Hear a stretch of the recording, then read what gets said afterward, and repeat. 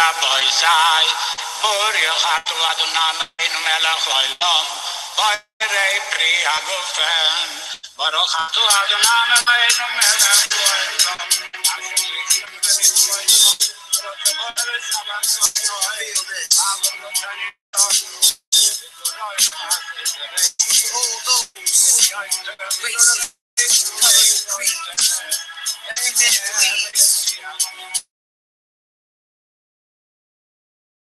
Tortured, enslaved, raped, robbed, and persecuted. Never again. And children died in the struggle to live, never to be forgotten. Proving them and Malcolm, yeah, my own blood.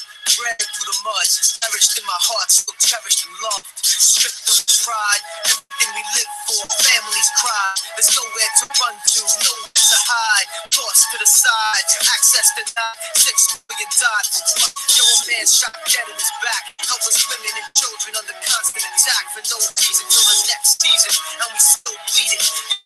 And men burning hells up the squeezing. No hope for a remedy, nothing to believe. Moving targets who walk with the star in their sleeve. Forever walk with a number tattooed to your late night. Eyes closed, close to my shiny, having visions. Flashes of death camps and prisons, no provisions. Deceived by the devil's decisions.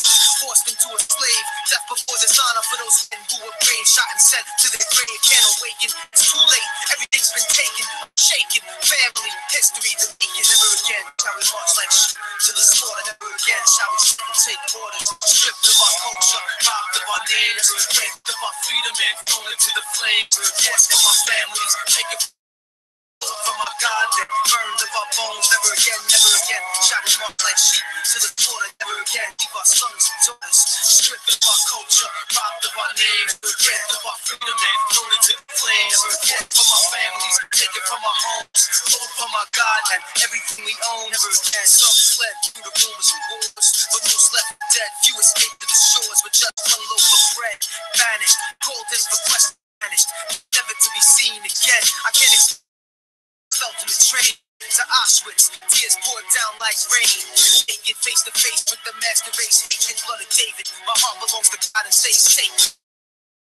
Disabled individuals, the poor, the scholars, labeled common criminals, mass extermination, total annihilation, stripped into the ghetto and prepared for liquidation, tortured and starved, innocent experiments stripped down and carved up with gas to death. The last hour, I smell the flowers, flashbacks of family that sent to the showers, powerless, undressed, women with babies clung tight to their chest, crying, who are the guests dying? Another life lost, counting cost, another body gets burned and tossed in the Holocaust. Never again shall we march like sheep to the slaughter. Never again leave our sons and daughters. Stripped of our culture, robbed of our name, raped of our freedom and thrown into the flames. Never again from our family, taken from our home. Never again from our God and everything we own. Never again shall we march like sheep to the slaughter. Never again shall we sit and take orders. Stripped of our culture, robbed of our name, never again of our freedom and thrown into the flames. Never again from our families, taken from our homes. Never again from our God that burned of our bones. Never again, never again.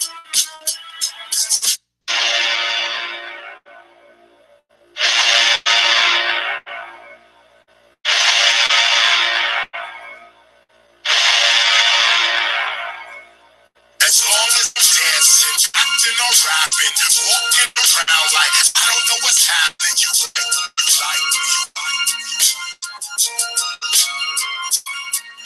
Talking about drinking and talking about thinking. As long as I'm high and I never ask why. You like me, you like me, you like me. Yeah. But the second I start with the state of the economy, black leadership, black cards, and black sovereignty, that's can't seem to follow me. Confusion, you feel like you're losing. I'm no longer a losing. This song's about choosing while you cruising. Either black entertainment or black revolution. People love to see a young black man rap until he wakes up and realizes he's caught in the trap. So as long as I'm dancing, acting or rapping, walking around like I don't know what's happening. You like me, you like me, you like me. Hey, if I'm talking about drinking, it's nothing about thinking. As long as I'm high and I never ask why. You like me, you like me, you like me. But the minute I get in it, about the way these rappers spit it, the minute I start spitting the truth, it comes up. I freestyle off the top like removing your Yankee fitted. But they not really checking for skills, they want the gimmick. Many of the challenges we face, we can solve them. But there's no trust, no unity, and that's the problem. Black people fighting amongst themselves, that's the problem. White people fighting amongst themselves, that's the problem. U.S. foreign policy is simply just bomb them. Rebels against their own government, the U.S. arms them. Then things get out of hand, yeah, they try to calm them. More money, more diplomacy, just calm them. If that doesn't work, then they move to Osama. Turn them into a terrorist so they can disarm them. Through the corporate media, we don't stand a chance, but too many people want us to just stand and dance. So as long as I'm dancing, acting or rapping, walking around like I don't know what's happening, you like me, you like me. If I'm talking about drinking and not about thinking, as long as I'm high and I never ask why, you like me, you like me, you like me. You like me, you like me, you like me. You like me, you like me, you like me.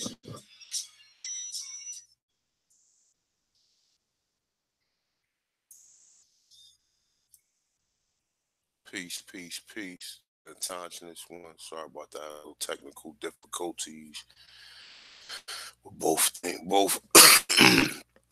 YouTube and the Google Hangout playing together. Um, yeah. What's up, people? What's up, Indigenous, Aborigines, and Indigenous people of the Americas, particularly North, South, and of the joining islands, which are all the directions in which someone created. Because prior to these directions, it was one continent, and none of the people considered this place to be in split up in directions. So that's what it is. But as we go into this American history, since to all of us is new, including to myself. Every time I research something, I find something else that just like blows my mind. But it's pretty much the same stuff that we already thought from the beginning. You know, um, with this reparation talk and everything. You got people running around here saying they descended of Slavs and everything, and I'm kind of bipolar with that situation because I say that I believe that it's getting attention because the reparation situation need to be brought up. I don't believe none of us are slaves. I believe we are all POWs. None of us are slaves, and even that has its own like conflict because as we read through the material, we see that they had indentured servants. We see that there were prisoners of war. Um, and we see that there were Slavs. So when one pretty much should explain this, they should let the person who they explain this be aware that there was different terms of different things that was going on, not just say that everybody was a slave. And this is what a lot of people catch themselves. And now, listen, I'm gonna tell you like this, man. Observation is a motherfucker because you got people who is in prestigious spots in life and they make decisions on populations on what people get and the outcome of people's lives. And a lot of them know exactly what's going on what went on because it's impossible to make up for the people that was lost. Now, for example, right? All right.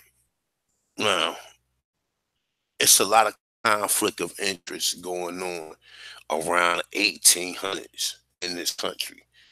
And, reading that book, Slavery in Cherokee Nation, it opened me up to a lot of different observations that I never even looked at. Even studying this, even reading a lot of this information, a lot of different things. Like one thing I didn't know, John Ross and Andrew Jackson were friends. You understand? John Ross was the one that sold the so-called Cherokees out to go to Oklahoma. But you also had another tribe of Cherokees that stayed behind, still was in the South, because they try to make you think that, all right, we know now that the Civil War was the Indian Civil War, and right now it's still kind of vague and ambiguous about what really exactly went on. But I know one thing: we had to win, because for them to give us treaties, for them to give us the things that we wanted, obviously we had to win, because you had a lot of funny things going on. You had so-called Aborigines that was fighting with the North, and you had Aborigines that was fighting with the Confederacy. You know what I'm saying? And what I found out was, Albert Pike, which he created the KKK, right? He created the KKK. He also created the Scottish Rites, the Freemasons, right? But you see a lot of funny business, a lot of secret societies is forming, even among John Ross and some of these Cherokee so-called chiefs. But they're all Europeans, man. Which all of these motherfuckers is Europeans, man. Let me see something real quick. Let me share my screen so y'all can see exactly what the hell. And I touched on this the last time, but I'm a to Glenn. We're gonna go a little bit over this first before we get into the other information, just to let you know exactly what the fuck we're working with. All right, now this is a cracker right here, John Ross. Okay, um,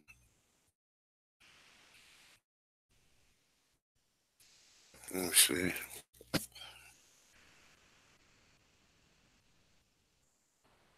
This is John Ross, and let me see something else. And the pot just get thicker, because you see that the United States was appointing certain people to be head of the so-called Aborigines. You understand? And these was the people who was enslaving us. You understand? So what I'm thinking, and like I said, this is just pretty much something that, like, there is no straight line story or explanation. I haven't heard nobody put one out yet. But from what I'm thinking is, after all these wars, because you got a bunch of wars that broke out from 1766 until 1790 something. You had the Chickamauga War, right? Now, we know that in the Chickamauga War, a lot of the so-called chiefs sold out, and then that left Dragon Canoe and the rest of the ones that was like, nah, we're not selling, we're not leaving or whatever. And that what started the war amongst them, the Chickamauga War. All right, which kind of led into the Gullah Geechee War as well, because a lot of people don't even ask themselves what happened to the Yamasee tribe and what happened to the Tuscarora tribe after they was defeated. Their tribe was disbanded. You understand what I'm saying? A lot of these treaties also, when you read them, it tells you that the tribe is to break up, and it's forced to assimilate into the European culture. You understand? Um, hold up, it was something else that I was just looking. Let me see. Is it this one? Let me see. No, it's not that one. Excuse me, I got a lot of shit pulled up on the screen.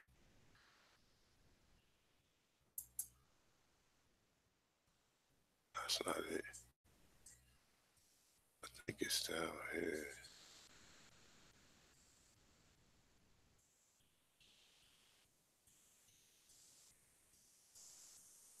I think this one.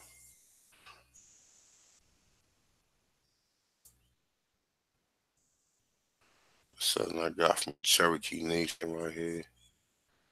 Um,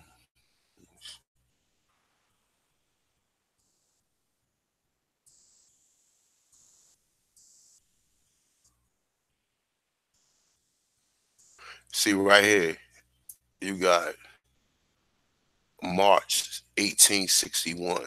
Elias C. Bolton, Stan Whitty, nephew, elected secretary of the Arkansas Succession Convention. Whitty helped to organize local chapters in a pro-Southern secret society called the Knights of the Golden Circle, which later became the Southern Rights Party. It's Whitty also raised a company of Cherokee to assist the South. Now, anybody, somebody look that up. Look up what is the Golden Circle and the Southern Rights Party. Okay, I mean, I already know it's connected to. It has to be somehow connected because remember, all these secret societies is forming right now. My thing is this: how the fuck is Albert Pike leading the so-called Cherokees in the South? See now, right here, you see this? No, November 22nd, 1861. General Albert Pike is made Confederacy commander over Indian Territory. Okay.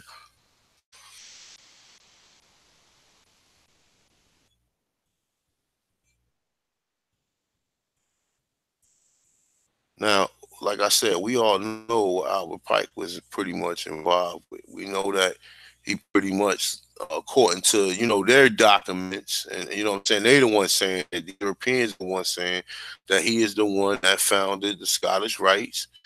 Which let me see, I saw it. This right here was a little article that I kind of found, and it's kind of touching on Albert Pike, and it's saying like like how he's connected with a lot of these secret societies even to this day. Um, let me see something.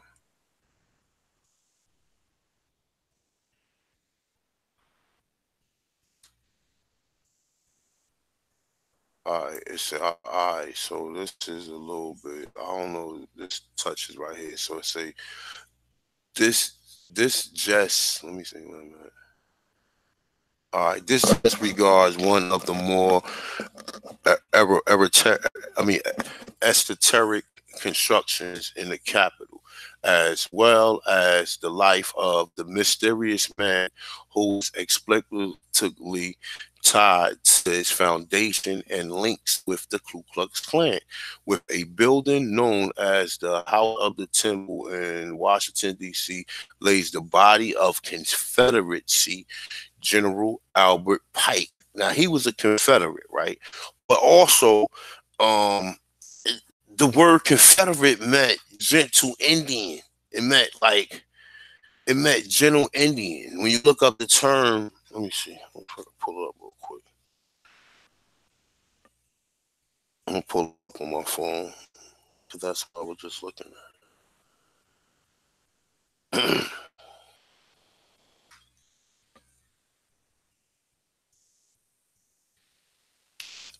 It say 1530. This is a verb. It says to unite in a league or alliance. Okay, it's a tonight. It's a form assimilation with together. They see con. All right, so all right. So basically, that's what it is. So it's saying General Confederate General Albert Pike. This building is Grandurous headquarters of the particular brand of Freemason known as the Scottish Rite, Southern jurisdiction, Egyptian iconograph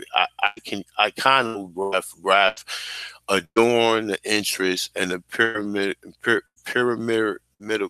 pyramidal construction which surmounts the house of the temple bears a striking resemblance to the pyramid seen in the enigma Great Seal of the United States, right down to the number of the course of the stonework. All right, now it says basically it say the privilege resting place is a testament to Pike's contribution in the Scottish Rite.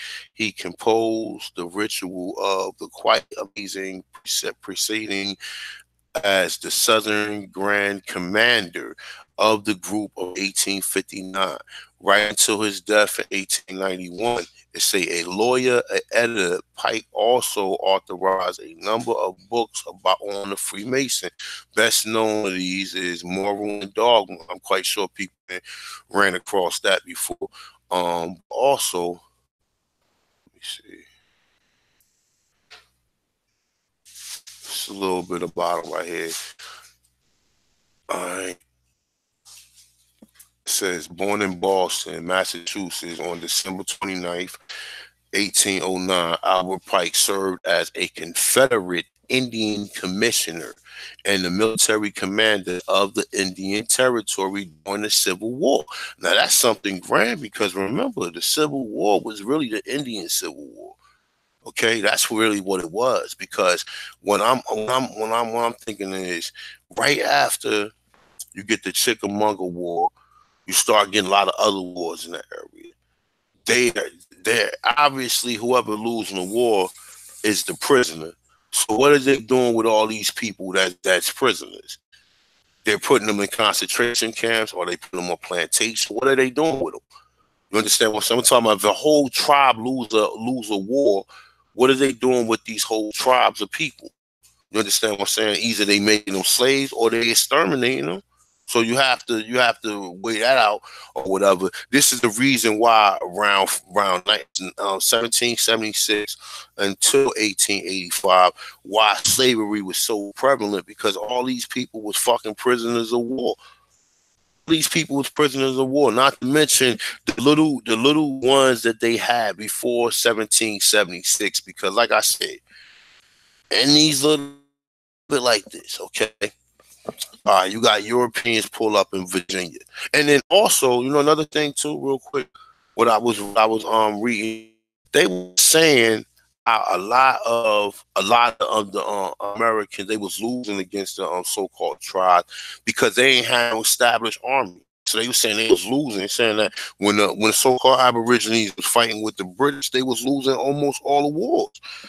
Let me see if I can find that real quick. Go back. So I'm gonna go back though.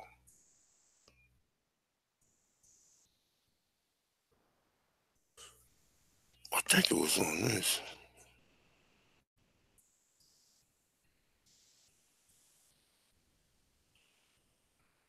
Nah, hold on. It wasn't on this. It was on the other one.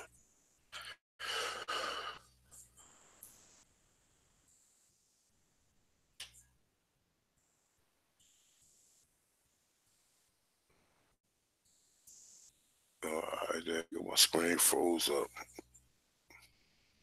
And the funny thing is, you got all these people, they ripping and running. Reparation. Like I said, I'm pro reparations. Don't get it fucked up.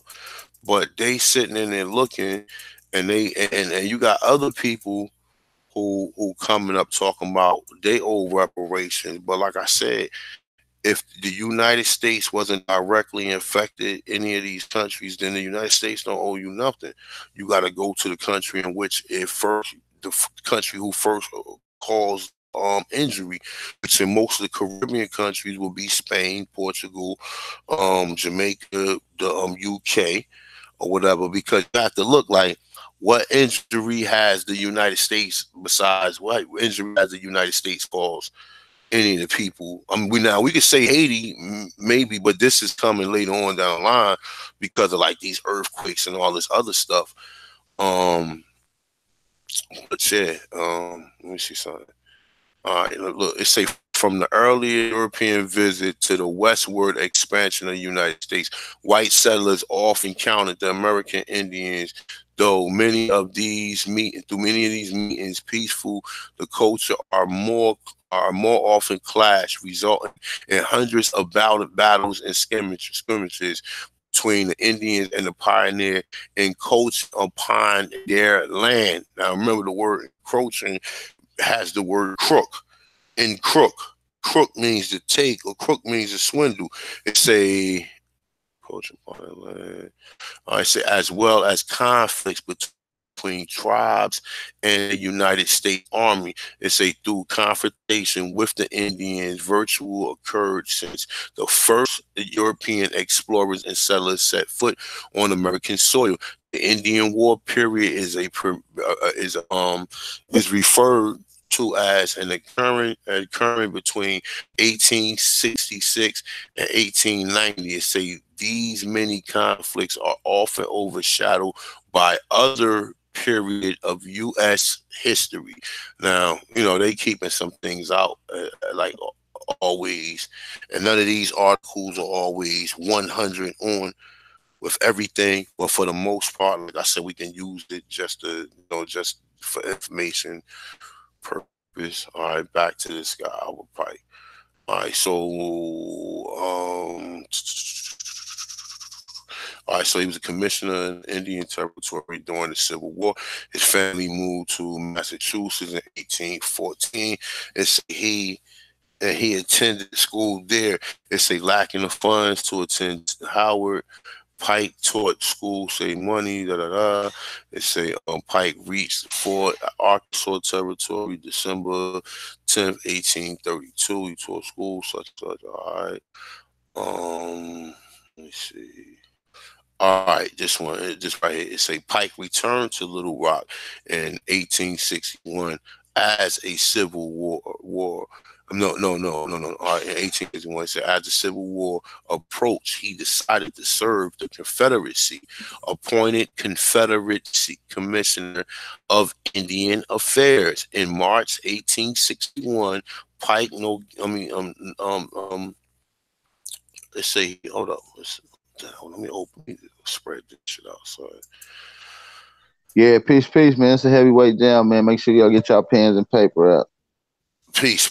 What's up, AP? What's up, my brother? You already know.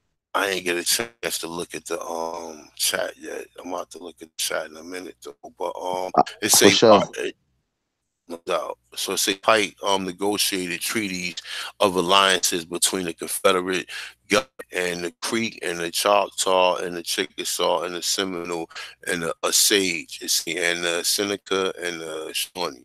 Say after many negotiations, Cherokee Chief John Ross signed the treaty on October 7, 1861, 7 days after Pike was appointed brigadier, it's a general of the Provisional Army of the Department of Indian Affairs with the headquarters of Fort Davis and Cherokee Nation after participating in the battles of Pea Ridge, Arkansas in March 1862. Pike withdrew his troops from the Fort McCulloch, say in Choctaw Nation. It's saying in January 1862, Indian Territory has been placed within the transmission district when the district commander, Thomas C. Hindman, ordered Pike to send troops to Arkansas.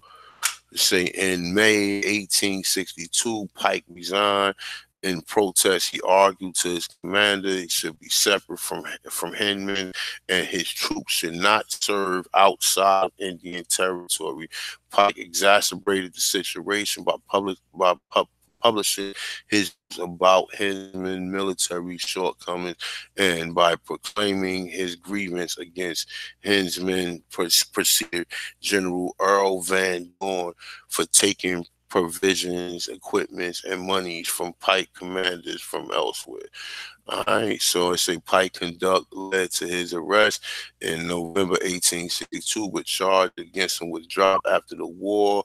He became reclusive and devoted his life to working for the Scottish Rite Freemasons in Washington, D.C., where he died. So now we got this nigga connected to basically like controlling Indian Territory during the time of the what's the name? So you can believe that. Remember, because basically the Confederacy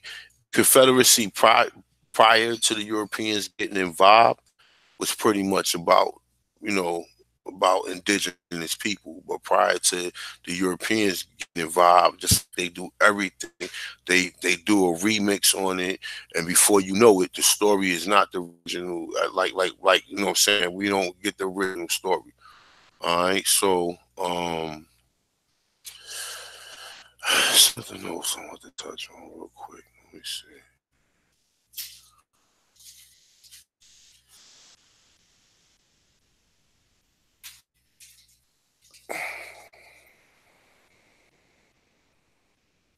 Oh no, here you go. This treaty right here. This is what I want to touch on a little bit of this.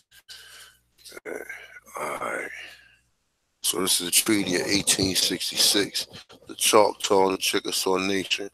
All right. So it's Article 1, permanent peace and friendship are hereby established between the United States and said nations, and the Choctaw and the Chickasaw do hereby bind themselves respectively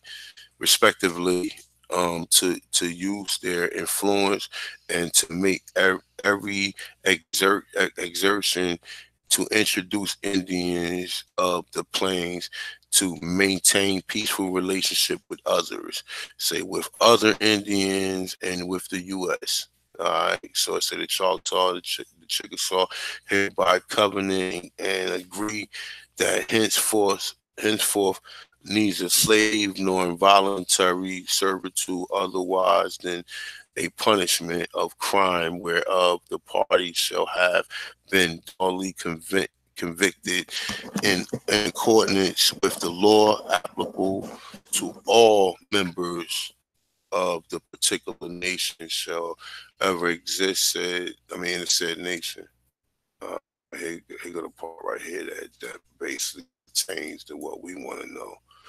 The Choctaw and the Chickasaw is consideration of the sum of $300,000 hereby cede to the United States territory west of the 98 west longitude, known as the lease district, provided that the sum shall be invested and held by the United States at an interest no less than 5%, say in the trust said nations, until the legislation of the Choctaw and the Chickasaw nations respectively shall have made such laws, rules, and regulations, and may be necessarily to give all persons of African descent. Now we know they talk about Negroes here, and say residents. Anytime they say Africans, we already know they talk about.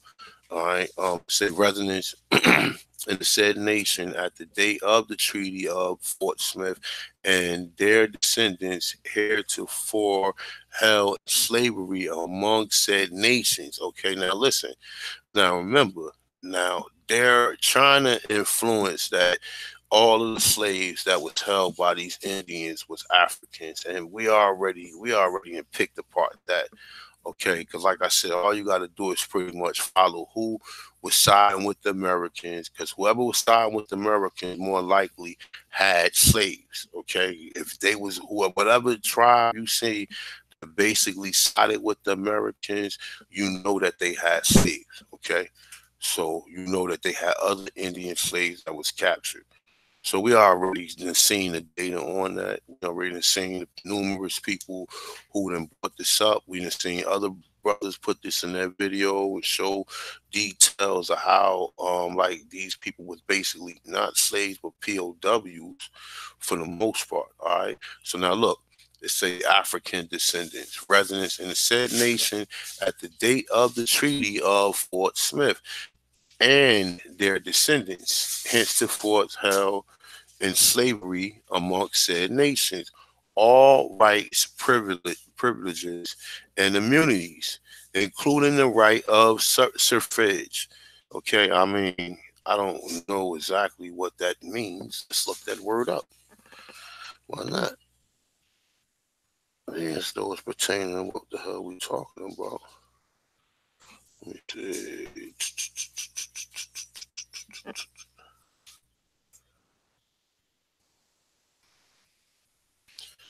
It says intercessorial prayers and pleas on the behalf of another, Look, you see that? It says, so it's what it says. It says prayers and pleas on the behalf of another. All right. It says support, ballot, vote, right? Vote for someone. Say second element, saying notion, broken pieces. So basically, they saying that with the word suffrage means that you basically have all rights. You can vote. You can basically vote other people in, the people out, and this is pretty much the rights that you have. But we know we already in seen most of these federally recognized tribes that these Europeans is put in place there by the motherfucking federal government. They put there. You know what I'm saying? They put there. They plant these jokers there. You know, they plant them inside the tribes. They give them endless resources to where the things that people in the tribe need, they provide for them. And then before you know it, they sitting there like they voting for him because he provides for everything. Just like everywhere else you see. Just like any walks of life, you know what I'm saying? People always gravitate towards the people who you know what I'm saying, who even if you're a donator, even if brother who donate or brother who always, you know what I'm saying, doing something for a brother, you know, you always gonna look forward to that. That's how they throw a lot of these white chiefs in, and people just vote them in. But the people voting them ain't the original people anyway, so it really don't even matter. All right, so it say of citizens of said nations, except in the annuities, money, public domain claimed by or belonging to said nations, respectively. It's saying also to give such persons who were residents as aforesaid and their descendants 40 acres each of land and said nations on the same term as the Choctaw and the Chickasaw. It say to be selected on the survey of the said land. After the Choctaw and the Chickasaw and the Kansas Indians have made their selection as herein provided, and immediately on the enactment of such laws, rules, regulations, the said sum of $300,000 shall be paid to the said Choctaw and Chickasaw Nation in the proportion of 3/4 to former and one fourth to the latter. Let such sum at the rate of $100 per capita, as shall be sufficient to pay any such person of so-called Negro descent, before referring as within 90 days after the passage of such laws.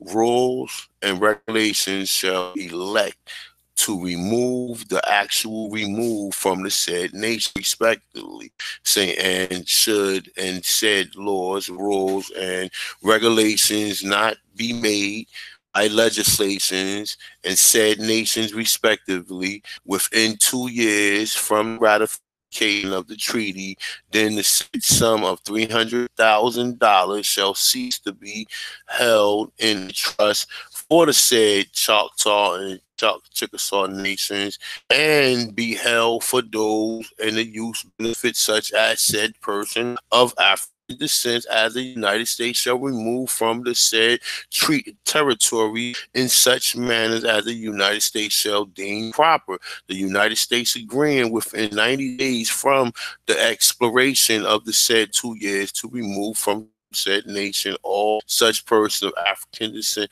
as may be willing to remove for remaining or returning on the half been removed from such nations to have no benefits of said sum 300,000 say as part, but shall be upon the same footing as the other citizens of the United States and said nations. All right, so let me see something. All right, right here. Here you go. All right, it says the said nations further agree that all Negroes, now you see right here, right? Now, Article 1, it was basically talking in African terms. We know that even at that point in time, they wasn't using no such terms. It wasn't calling nobody no Africans even at that point in time. So now we right here to Article 4. It says, and said nations further agree that all Negroes. Okay, now if the Africans and the Negroes are the same people, why have two separate articles, like you basically explaining two different separate people? It says, said nations further agree that all Negroes not otherwise disqualified, disabled, shall be competent witness in all civil and criminal suits and proceedings in the Choctaw and Chickasaw courts. Say any laws to the contrary notwithstanding, and they're fully recognize the right of the freeman to a fair and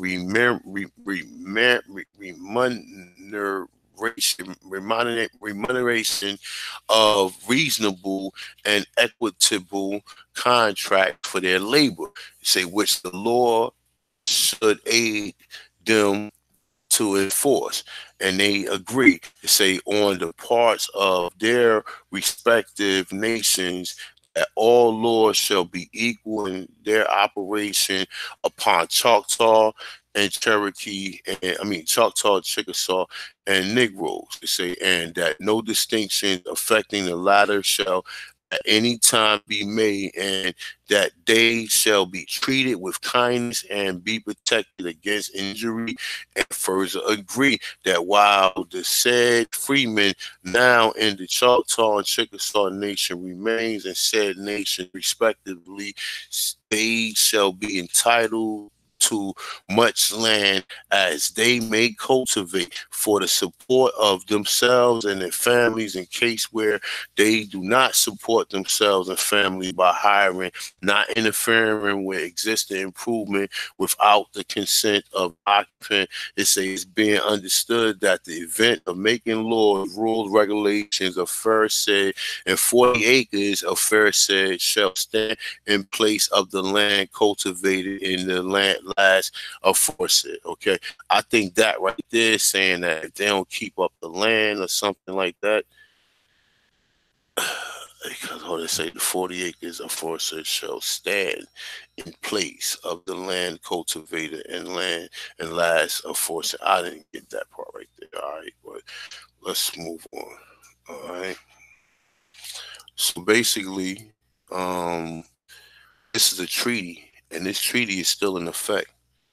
All right, and this treaty, in some cases, is not being properly honored. Because, like I told you, they put these Europeans in charge, and these Europeans be blocking certain things. You know what I'm saying?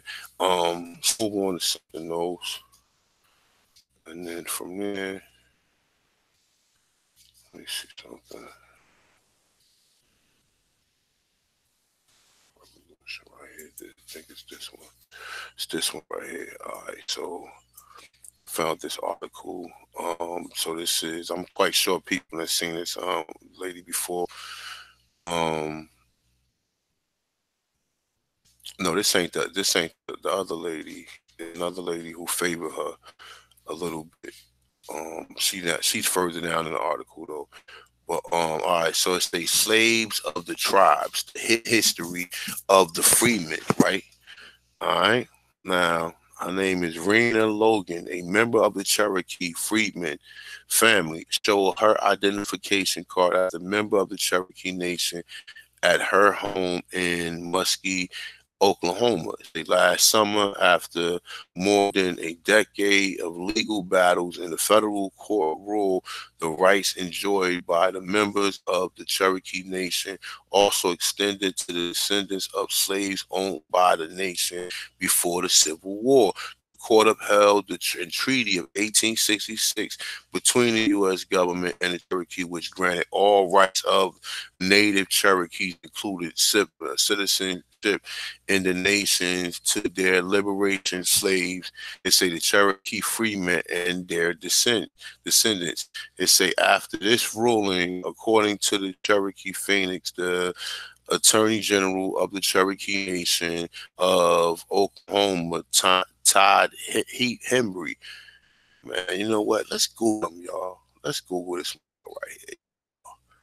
just for the hell of it. Let's Google him. Hold up. Let me get it from the top. Let me Google this bastard. Let's Google this nigga. Let's see what he looks like. I'm just curious at this point in time, man. At this point in time, we already pretty much know what these motherfuckers look like. But you know, just for sake, you know what I'm saying? Let's just see what this motherfucker looks like. Let's see if we can find a picture of this bastard.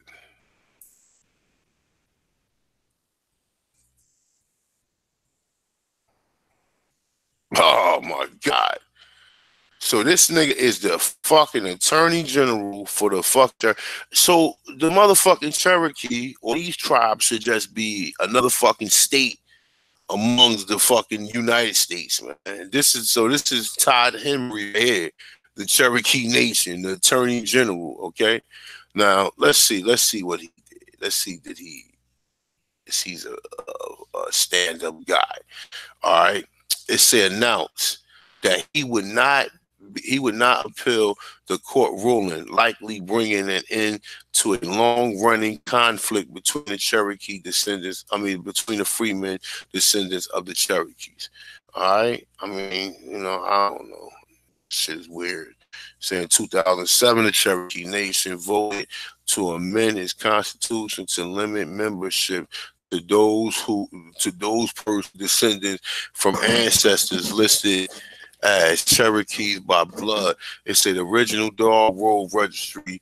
They say of Native Americans. It said the elimination, the citizen rights. It's saying those descendants from Cherokee freemen were also on the roll.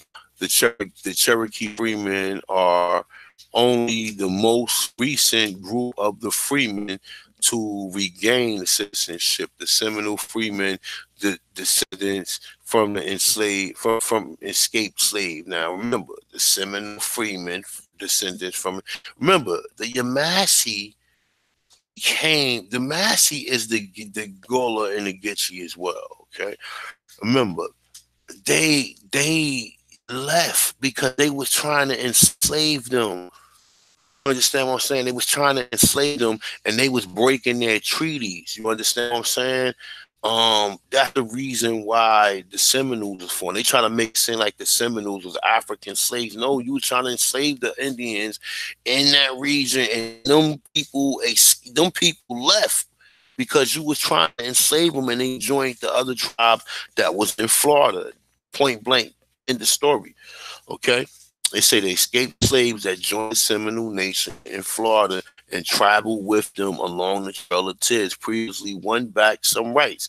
There are still others, however, who are excluded by their respective indigenous government. The history of Native American freemen is not widely known. One of the reasons why many don't know the history is because these motherfuckers is full of shit. That's why, because they hide the history. And that's the reason why they don't want to talk about reparations, because reparations got to come directly from the United States. Because if the United States had slavery prior to the United States forming, and all of the same colonies where all of the same states, the United States was responsible for, they all had motherfucking Indian slaves they was taking land from. So the United States will be responsible for reparations. You ain't got to look to England. You ain't got to look to Britain. You ain't got to look to any other countries except here. But that's what a lot of these motherfuckers are scared. They don't want to say that. They don't want to say that. That's what the letter.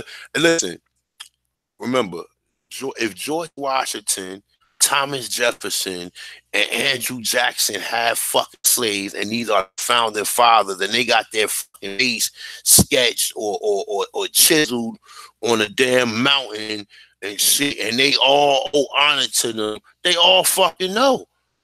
Oh no! If George the first president had fucking slaves, like he's told your wife had slaves. His wife freed all his slaves after she died.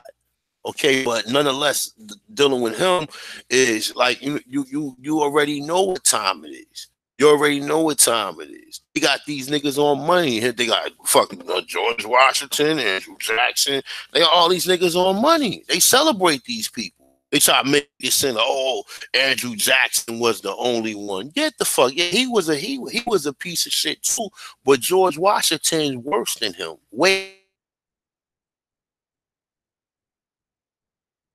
Jackson back for him to even start with the shit that he was doing.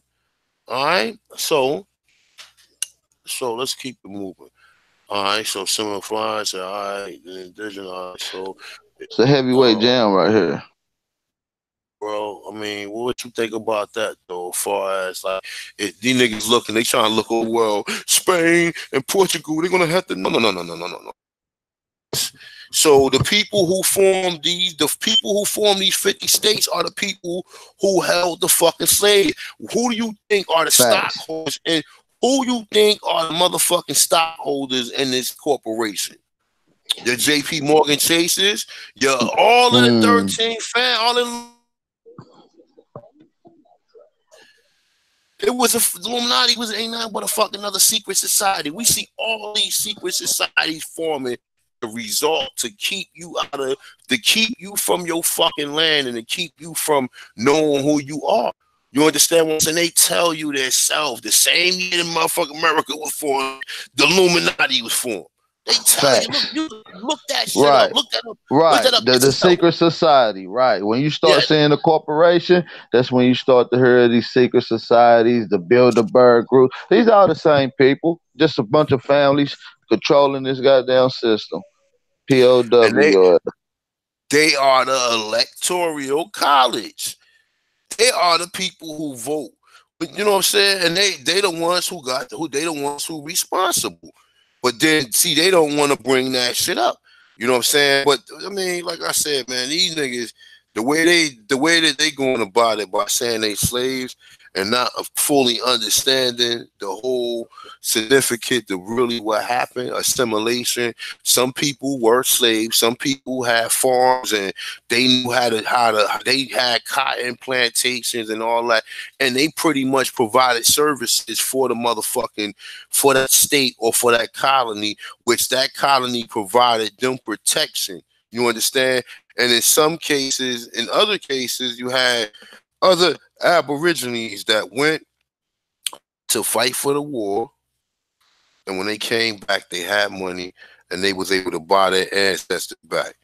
You understand what I'm saying? That's pretty much how you see these two different things going. That's the only way I see that how you have blacks that was pretty much owning slaves, or how they was able to, like, even with the freemen, even because they saying that a lot of these freemen are basically, we know these are the original Indians.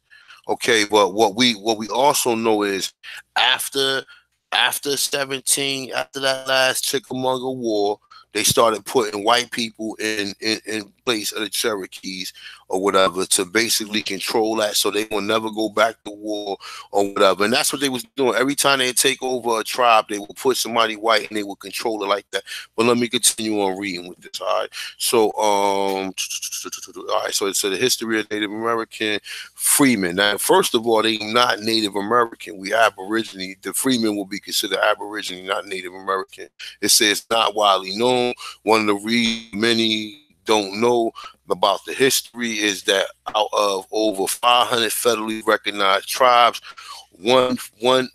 only 5 ever practiced chattel slavery. It say, but even those who are familiar with some parts of the story often believe a number of the common myths. Now remember, these are prisoners of war, right? There's prisoners of war, and then also what's going on. Once these white people are becoming chiefs and everything, most of these, like John Ross and all of these motherfuckers, and nice Bootenoo and all of them work for the damn government. They all work for the government. I just told you John Ross was best friends with Andrew Jackson, so you already know anything with Andrew Jackson, we talking about the slaughter of people, the taking land. We talking about basically the American Colonization Society. He had parts in that. He has hands in that. He has hands in mostly every oppressive part from the time. Listen, when motherfuckers always talk about what's the guy name? Motherfuckers always talk about what the fuck is his name? Willie Lynch. People always talk about Willie Lynch. Andrew Jackson is way worse than Willie Lynch, but you don't never hear about him like that. All right, so I say one of them is that the Cherokee, the Muskegee, the Creek, Chickasaw, and the Choctaw and the Chickasaw was engaged in actual slavery. It is widely believed that they were just buying slaves to either set them free or to free black family members. See, look, you see that shit? You listen to what they just told you, right? Listen, no. Listen to what they just told you, because look, if this what the motherfucking Indian looked at like, let's look up Anais Bootanu. Let's look him up and watch what comes up after. See, if I spell his name right, I'll be getting his name wrong. Oh, here, go right here. Boom. Watch this. Watch when I click on him. All right, so this is Anais Bootanu, according to what they said, because now we see different pictures. All right, now let me see if I click here. Is this a picture of him? All right, so now we know Anais Bootanu is not who they say. Anytime you see 4 or 5 different pictures of people, they not sure about what he really looked like. So that means somebody making some shit up. You know what I'm saying? I mean, like I said, at this point in time, a lot of information is common motherfucking sense, man. You got to extrapolate. That's how my man used to say it when I was in the program. He always say, you got to extrapolate.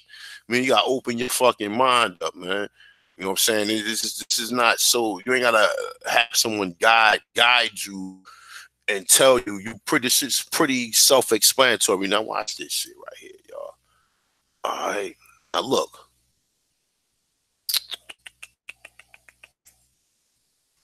Let me see something.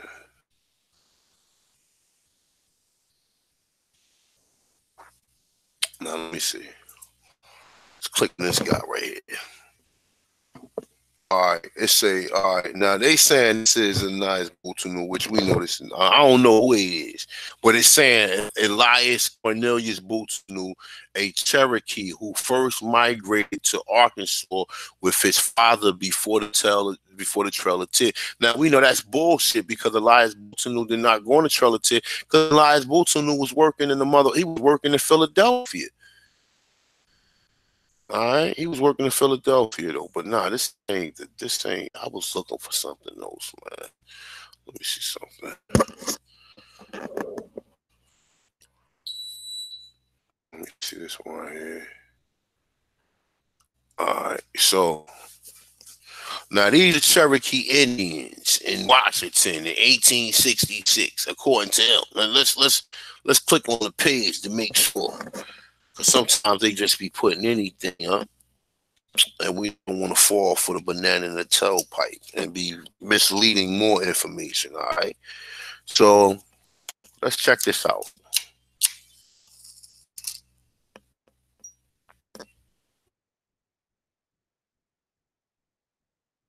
Now look, remember, where was we at? We was right here, right? And this says that it is widely believed that they were just buying slaves to either set them free or to free black family members. Now listen. Where was that picture at? It's right here. All right, so look. Do these look like white boys of y'all? These look like white boys, all of them. So these niggas is Cherokee, right? Let me see, hold up. It's this picture, right? All right, so it say Cherokee Indians in Washington, 1866, to negotiate the treaty with the United States. It's which was signed on July 19th. It's a John Rowland Ridge Saladin. Saladin. That's it. Saladin. Fuck, you get a name like Saladin from? Saladin Whitey, Richard, Phil, Colonel Elias Boltonell. So Elias Boltonell is in this picture somewhere. They say Colonel William P. Adore. Now, I've been hearing a lot about him. They say Cherokee Indians in Washington. All right, so now look, these are the people they classifying these motherfuckers as Cherokees. All right, now this is the negotiated treaty with the United States. Okay, now these are the people who was going to negotiate the treaty. Now, where is these indigenous people? Where the fuck they come from? Yeah, okay. See how all this shit is connected when you really look at it? Albert Pike, all that shit, right? So, it's widely believed that they were just buying slaves, or either set them free or to free black family members. This wasn't really the case. These tribes Eurocentrically know why they five civilized, right? Because what they did was after they was warming with them, they made them civilized by agents in it and letting them control pretty much the war. You understand what I'm saying? But see, what happened was the people who they had in bondage or their family members was the ones that uprise. And they pretty much beat the shit out of the fucking Confederacy or whatever, and made them sign them treaties and give us right, because they weren't just, and this is another reason why, because Lincoln got killed right after he signed that, right? They killed Lincoln right after he signed that. Basically the other guy, what the fuck is his name? Anthony Johnson. Yeah, Anthony Johnson. He was Lincoln he was Lincoln, the next president after Lincoln, right? They said he was friends with John Wilkes Booth and he had Lincoln killed. Now, he also was friends with Albert Pike, too. You see how this shit started to come along? Like I said, this is a real conspiracy. And that's the reason why a lot of people don't want to touch this issue.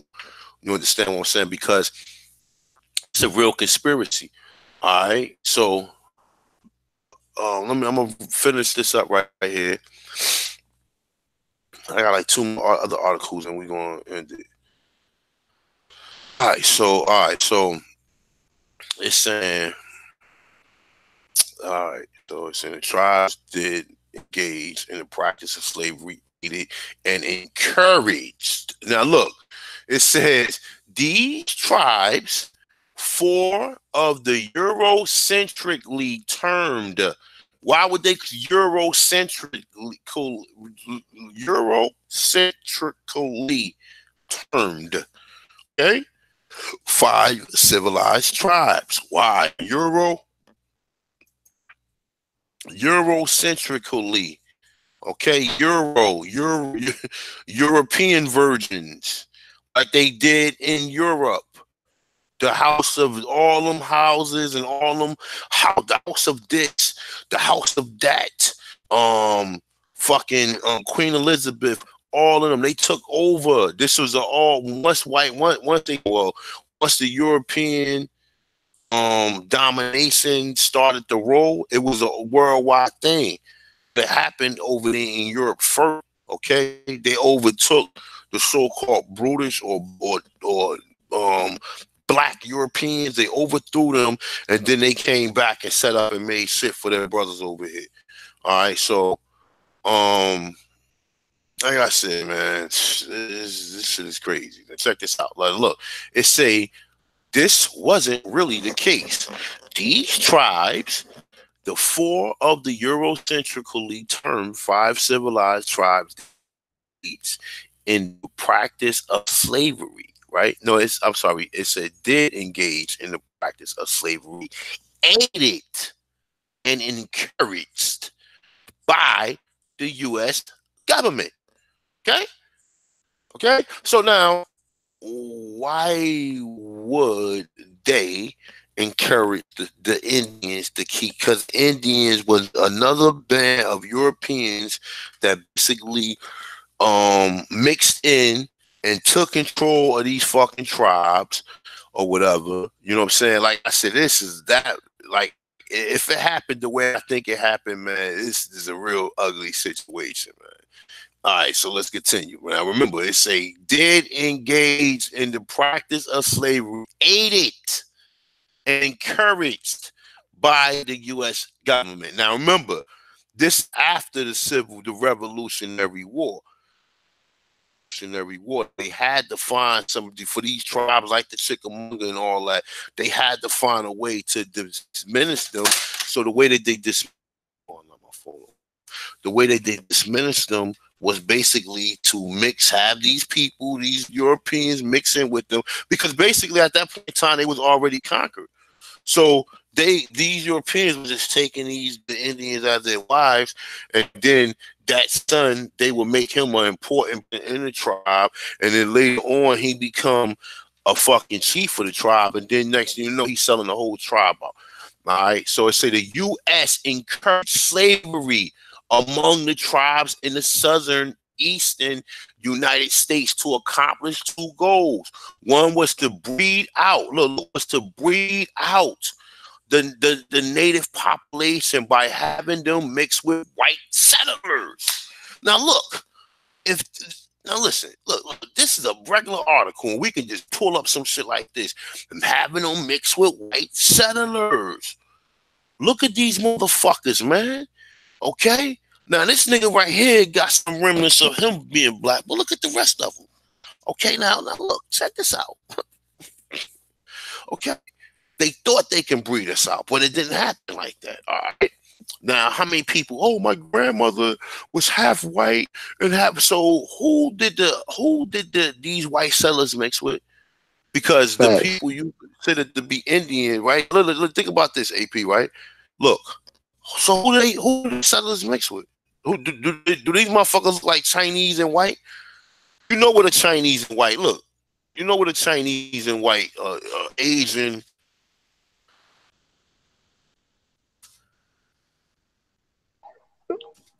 Yeah, you gonna know. You can tell by their distinctive phenotype, and if they was mixing in with them particular group of people,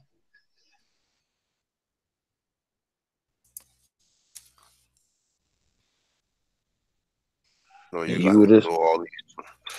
throw all these terms in and shit, white racial and shit. You know, you gotta politically correct. Sometimes dealing with Google.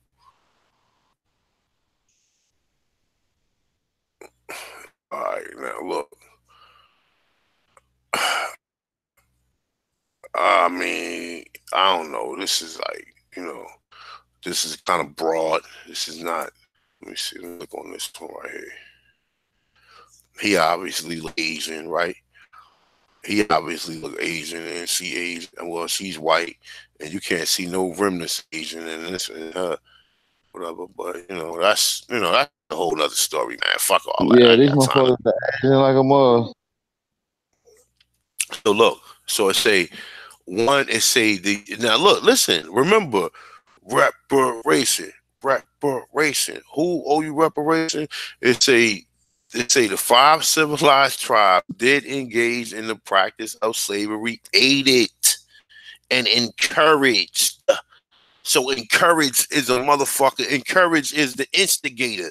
If I'm encouraging you to fight someone, I'm the nigga who's starting it. You know what I'm saying? I'm the instigator in this. You understand what I'm saying? I'm the instigator in this. I'm encouraging and I'm aiding you. That's like me telling yo, man, hey, take this $20 right here, go punch this dude in the face right there and take his shit or whatever. You know, I'm encouraging him to commit this. Okay? All right?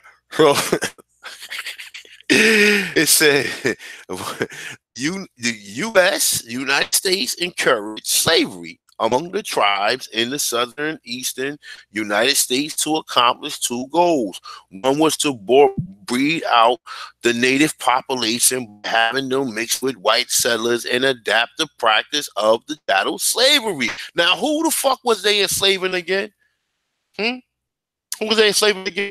Because, like I said, you don't see no white and half Asian people. You only see white and black people mix in the South like that. You don't see no white and half Asian people mix. You see that now with all this goofy shit that been going on since the Hart-Celler Act of 1865. But you know, it was already like if you go to San Francisco or now, you know, a lot of California countries, you see a lot of Asians in there mixing with a lot of white people. But for the most part, like I said, you don't see none of these people who look like that. Okay? Now, let me move on. Cultural assimilation. Okay?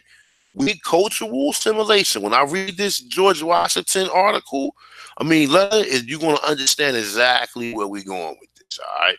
So cultural assimilation, all right? It's a efforts would later take the form of forcefully sending indigenous children into boarding school. Now, remember, they did that in the late 1800s, but way before they did that, they already was trying that shit with us, all right? Now, you got to remember this too, right? Remember, from the time the United States was its inception, right? Remember, 1776. Prior to that, you did have some of these certain states that was basically forming alliances. You know what I'm saying? They was already forming alliances with one another. You know what I'm saying? Like, you know, so the inception of the United States was being discussed among them, and they was already practicing it amongst themselves to begin with. All right, so cultural assimilation efforts will later take the form of fully sending indigenous children. Now, listen, if you had white Indians, who was they enslaving? Because you saying you were enslaving black people. So if the white people, who was the white people? Where's the Indians at? Where's the other Indian slaves at? Where's the full-blooded or the so-called full Indian slaves that ain't been mixed? You know what I'm saying? It has to be some remnants of them left over. So why did they not being discussed? You understand what I'm saying? They just automatically get stole. Oh, anytime you hear the word slave, it's him, it's the black guy. It's automatically, and then they saying that basically try to, this article is telling everything. They was trying to breed you out. That's the reason why most people, oh yeah, my grandfather was white. Oh, my great grandmother, she was real light. She had long hair or whatever. Look, and she said she was an Indian, right? Because she was able to say she was in, because the white people was the ones that was allowed to, and you was classified as a Negro and deemed some other shit. That's what the fuck was going on. You know what I'm saying? It's a cultural assimilation. You've been culturally assimilated in all ways, and we've been talking about this they say efforts would later take the form of forcefully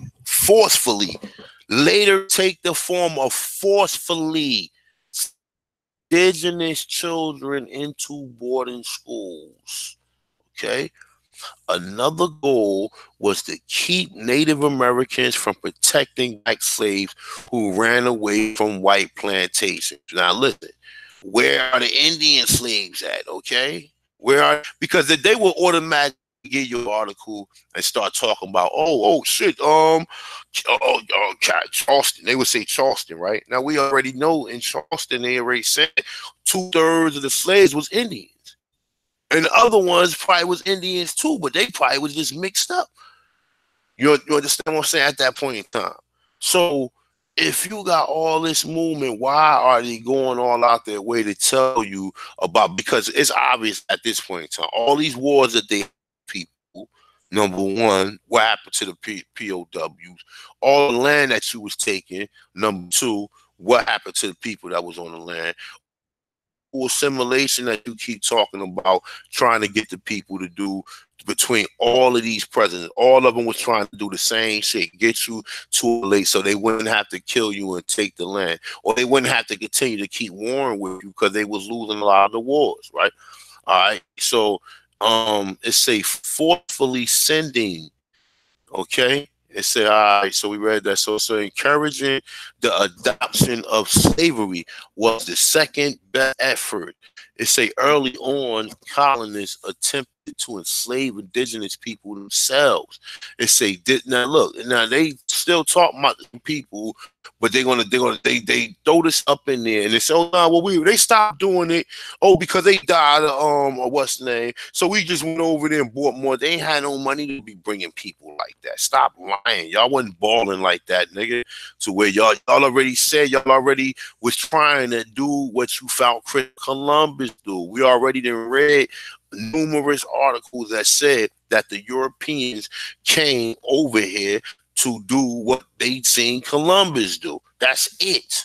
Columbus is the first person who started the slave trade, and his slave trade required him bringing people from over here to over there, okay? No one was thinking about going to no country, bringing no one here to... What reason did the Portuguese have to bring fucking... to bring slaves over here, to bring Africans over here? For what? What was they really cultivating to where they gonna waste their fucking money people over here just to bring them over here? See, the story is so exaggerated and to the point to where you got, like I said, you got people, you got these same scholars who sit up in there with these blazer jackets on and shit and button downs with glasses on, who will sit there and give you an hour fucking beat down on this shit and make you feel bad as hell. Like, oh yeah, well, it was brutal, man. Oh, you know our ancestors, man, they was jumping with the ships. Oh man.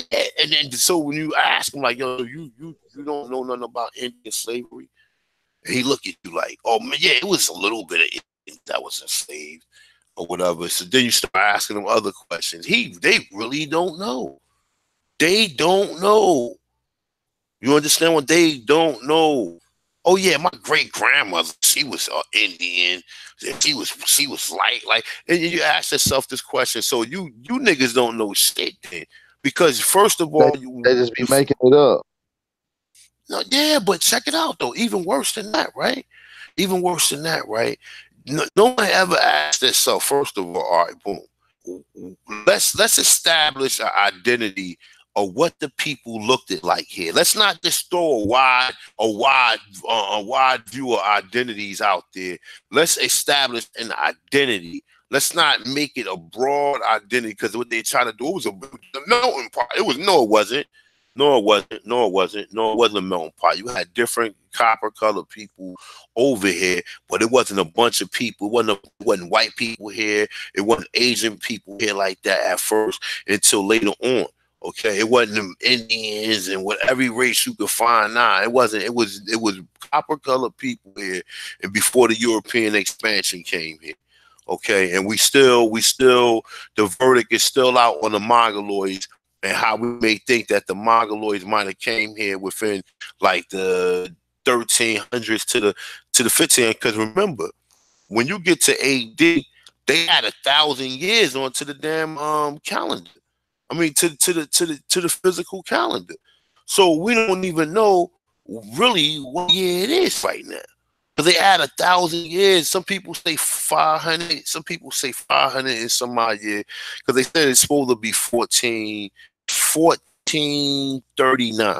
That's what they said the date's supposed to be. But there's some people saying that they added 1,000 years on.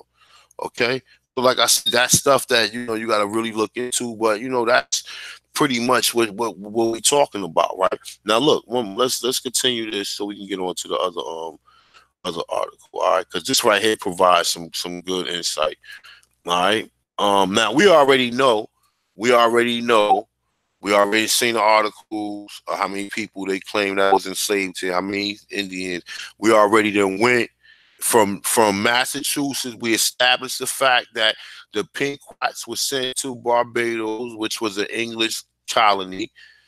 as well as in Jamaica, right? We already established that fact, right?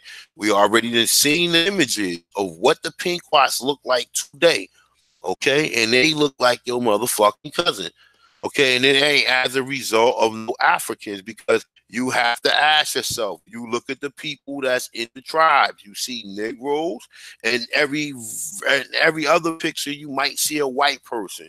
So who did these Indians mix with?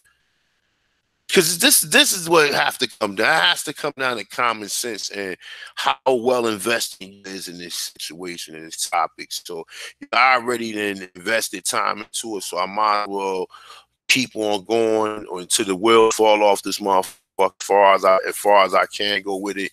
As far as the information, keep trying to provide different perspectives so we can get some closure on it or whatever. You know what I'm saying? Because we hurt people at this point in time, because anytime you know, it's like you looking for your mother. That's like an abandoned child that's looking for his mother, and keep walking up to other people saying, "Are you my mommy?" And then, you know, and this is pretty much where the American Negro is at this point in time, because we looking over to Africa, and then we walking up to every different country in Africa asking for some type of refuge when we ain't even from over there. When the buck starts here. I mean, you know what I'm saying? All this shit starts here. It starts here.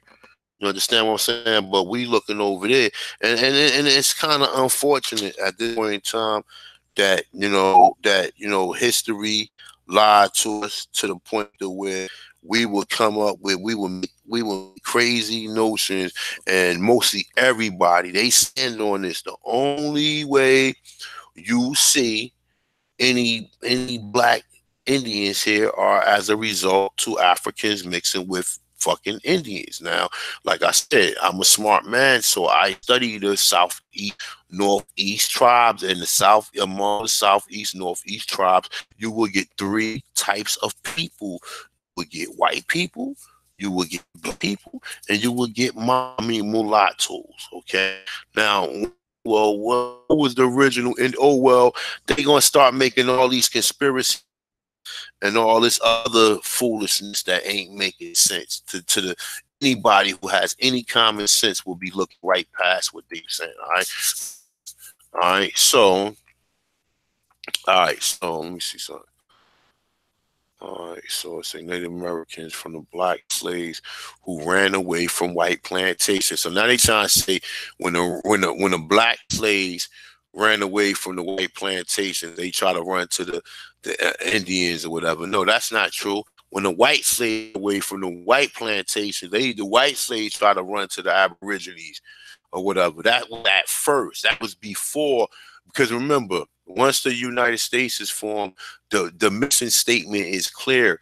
Take the land. That's it. Take the land, and the people who own the land is going to become how they say a casualty of war. You understand what I'm saying? And pretty much either you want to lay down or you going to get down. And that's pretty much what that saying says. And that's dealing with our tough asses. We done laid down. All right. Your tough ass done laid down. So it's encouraging slavery. It's encouraging the adoption of slavery was the second best effort early on colonists attempt to enslave indigenous people themselves. This met with a number of difficulties, a major one being that disease. Look, here we go. Disease like smallpox. Look, it's disease like smallpox killed so many of the indigenous people. Stop lying. Additionally, giving that the indigenous people were on their own land and knew it better than colonists. It's a escape first. That's a bullshit, because remember, they were shipping people. They were shipping Indians from New York to fucking Charleston. So stop lying. These are all assumptions that's made by people. In some of these articles, you'll get some good information. We'll get some stuff we can build on, and some of this other stuff that they put in there shows how deceiving they are in some of these articles. They'll tell you the truth, but then they deceive you at the same time. All right, so let's continue. All right. So, all right, see, This was met with the number of difficulties, major being disease like smallpox, killed so many. Okay, it said additionally, so the Africans didn't catch smallpox, so the Africans was able to withstand all these diseases, like the measles, so that the Africans ain't catch none of this shit. Oh no, and see, no one ever answered that fucking question. When you ask them that, that shit plain and simple. That don't even make sense. That don't make sense. Why the Africans didn't get none of those diseases that the pale faces or foreigners had?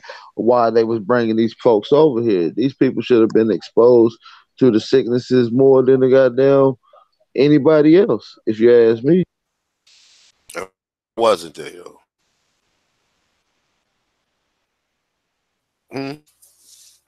Why wasn't they? That's what I'm trying to say, man.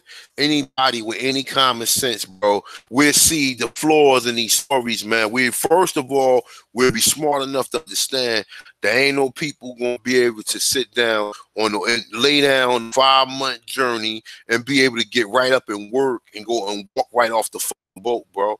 Like I said, you lay down for a fucking week straight, bro. It's gonna take you time for blood to rush back to your lower extremities and your everything to warm for you to even be able to walk.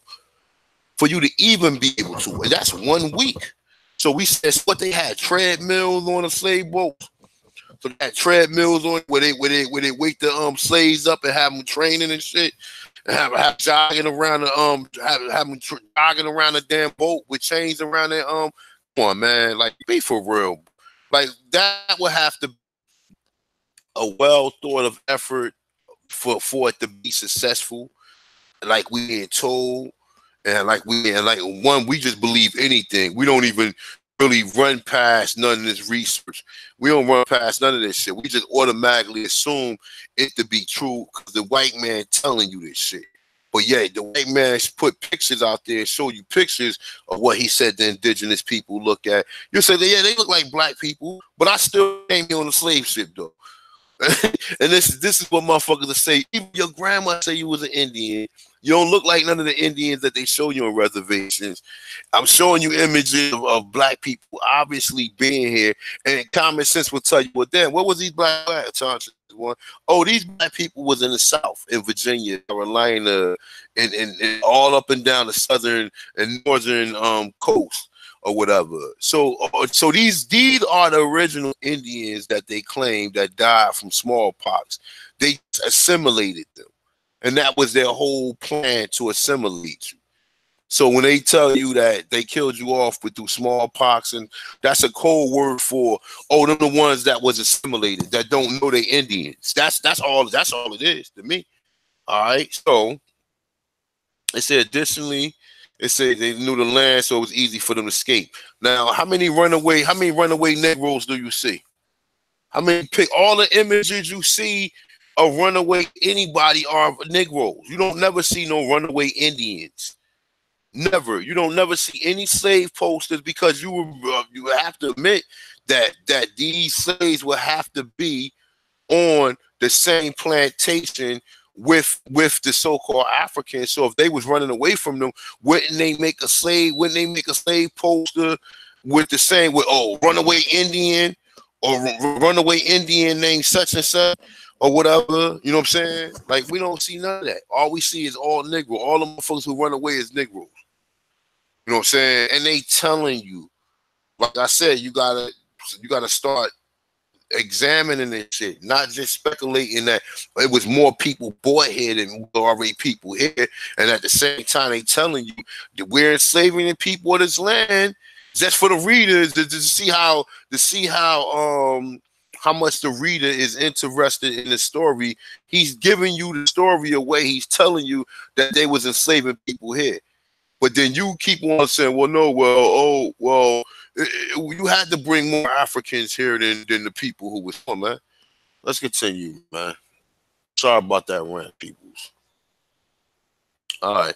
So let's say, though Native Americans proved difficult to escape at least some tribes were enticing into becoming slave owners. It's a black people that were owned by as slaves. Now listen, they specified black people. So what happened to the POWs of the wars in which the Indians was fighting? What happened to them people? So they just automatically, what happened to them?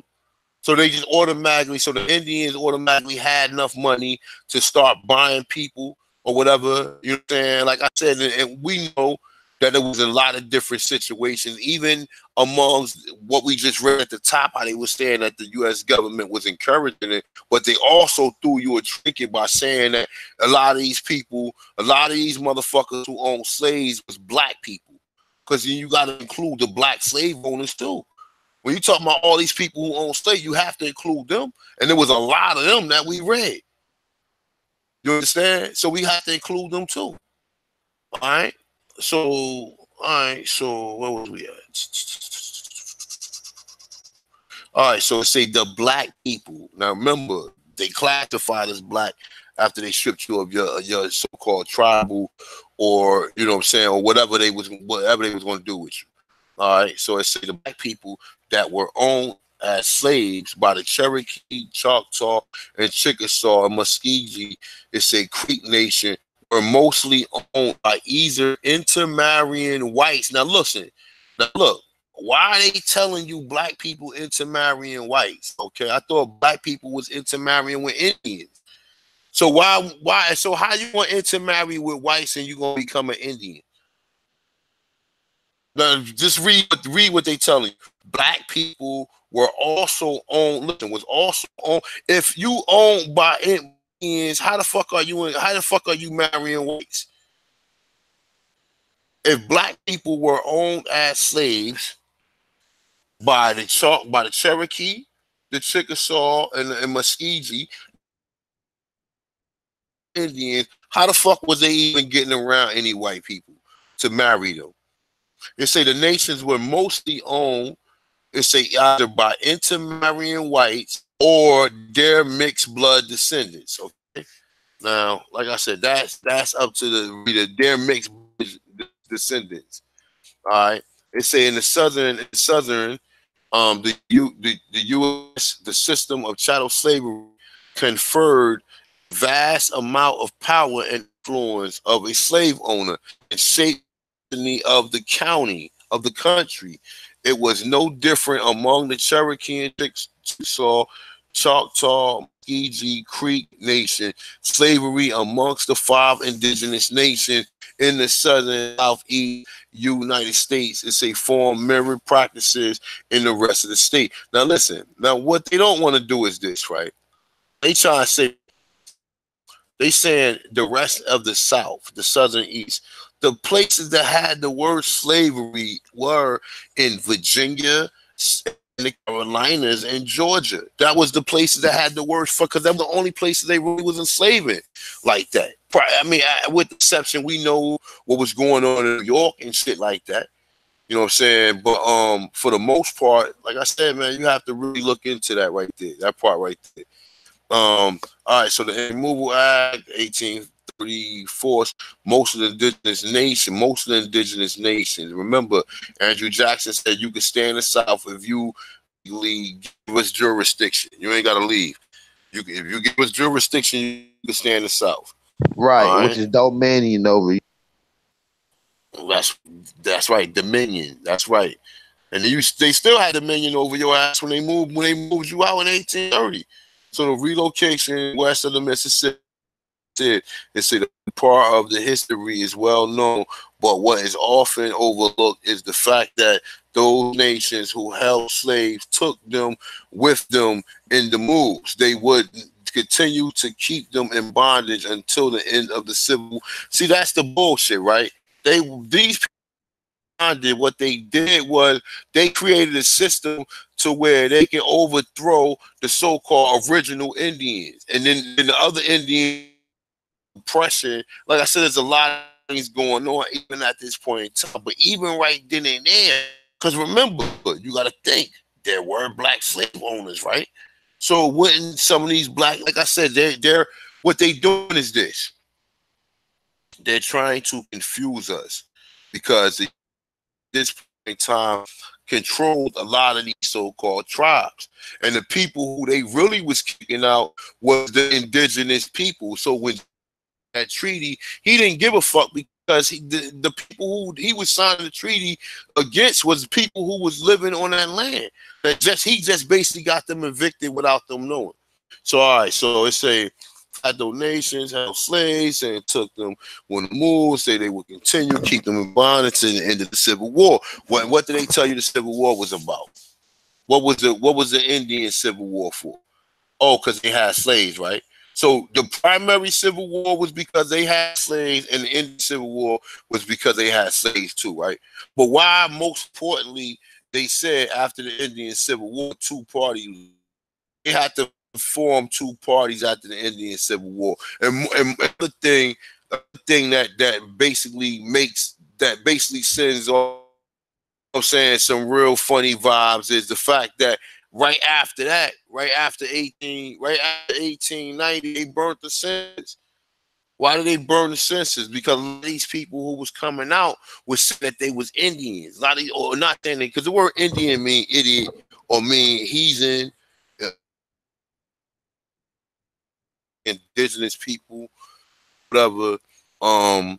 So most of our ancestors was telling them they or whatever, or they was part of this whatever tribe, and they probably said, well, no, now we're using the word Indian, so you're an Indian. They probably was like, what's an Indian? Meaning you was one of the people, and they threw that word out there, many people catch on to it.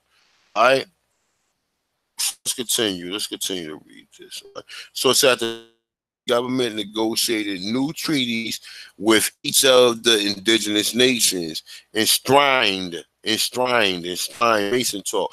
It say in those agreements were the citizenship, rights, and now free blacks. Now I just read to you that Albert Pike was a creature of the Freemason. So you don't believe that the rest of these all of the civilized tribes is fucking Freemasons, because they was all friends of Albert Pike. And the Freemason story, like Taj Tariq Bey say all the time, and I'm telling you, please go out and check Taj Tariq Bey videos out.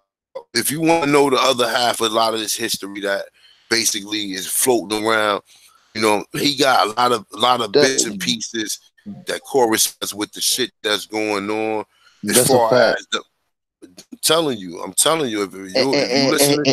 And he gonna school you on the history and the legal at the same time. So you really gotta be paying attention and understanding what's going on, because he's breaking it down, man. He truly is.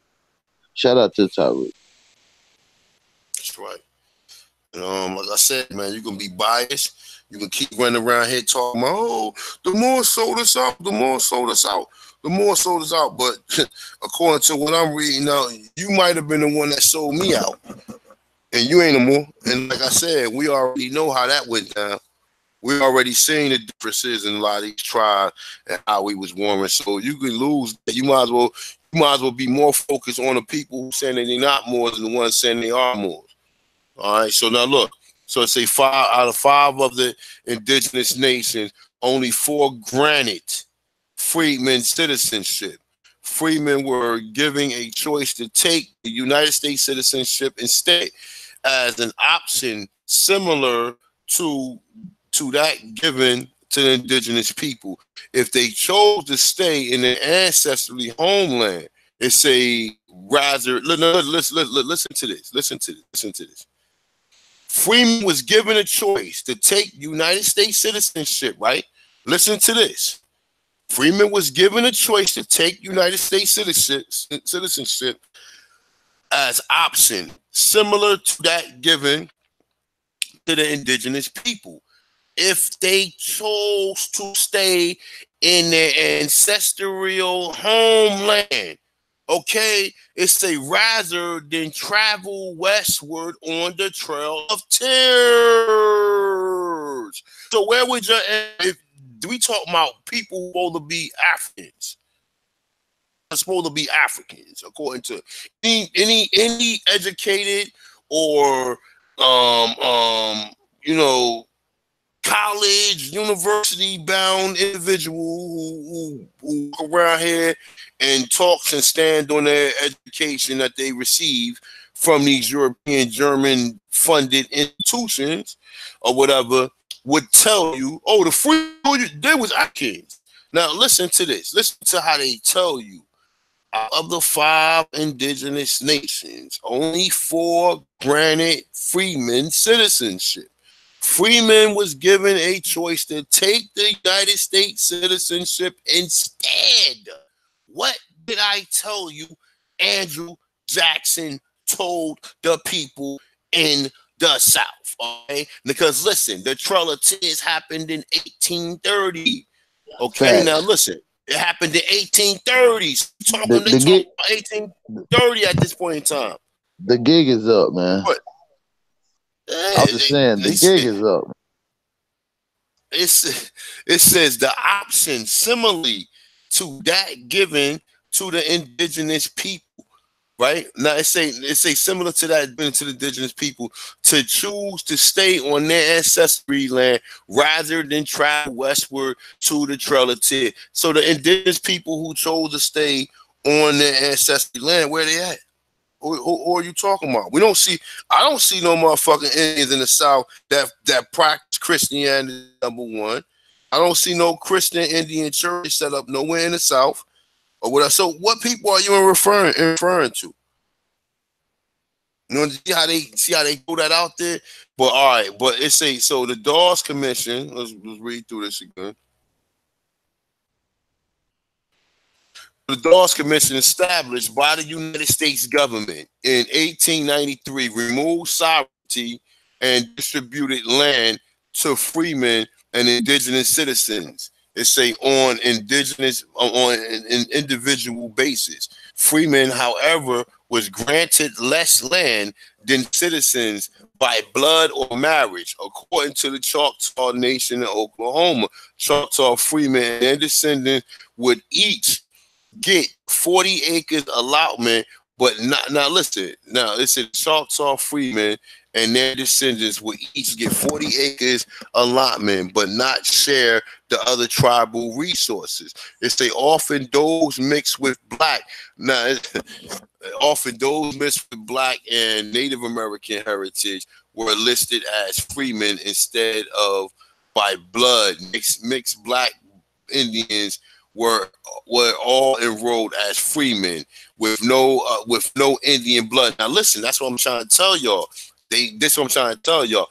You know, in all cases, I'm gonna take that back when I said some of the freemen was probably people who went to the military and came back or whatever, or just people who sold out. Because I'm looking at it like this, right? Even people who sold other Aborigines out, we know that the European eventually they had issues with the Europeans, in which they eventually went to war with them too. The same thing when we see the Wapanaki and the Pequot.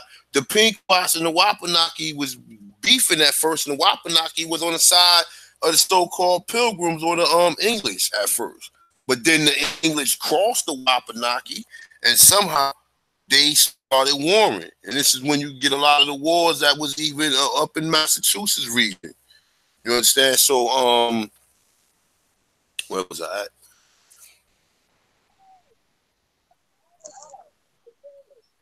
No, you're right.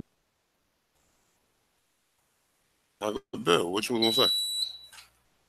Now you got to. I was just saying though, they was going to war up there in Massachusetts. You see what I'm saying? They was going to war all on the eastern coastline.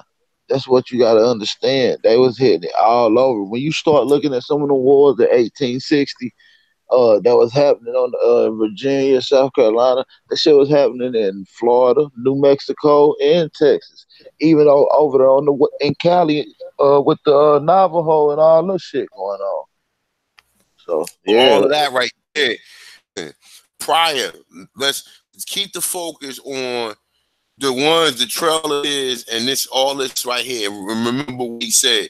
You could stay on your ancestry land or whatever. Pretty much that's what Andrew Jackson told the people and told the Indians in the South. They said the majority of the Indians stayed in the South. So where are they at in the South? Take me to an Indian house. The Indians in the South are the ones that saying that they black. And I'm quite sure we got listeners from Carolina and from Georgia and from a lot of them regions or whatever. Where these people at? You understand what I'm saying? Where they at? So let's continue.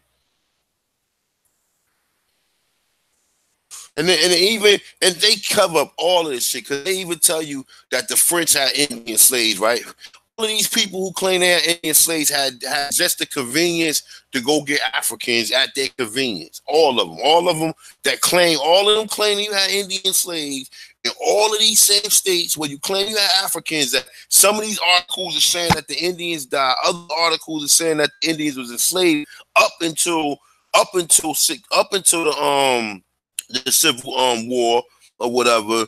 I done read all these articles that basically say that they was enslaved from the time that the Europeans got here from the 1600s up until the 1800s. This is what they were saying the whole time. So what happened to these people? Listen, after 10, 20 years, you no longer an Indian.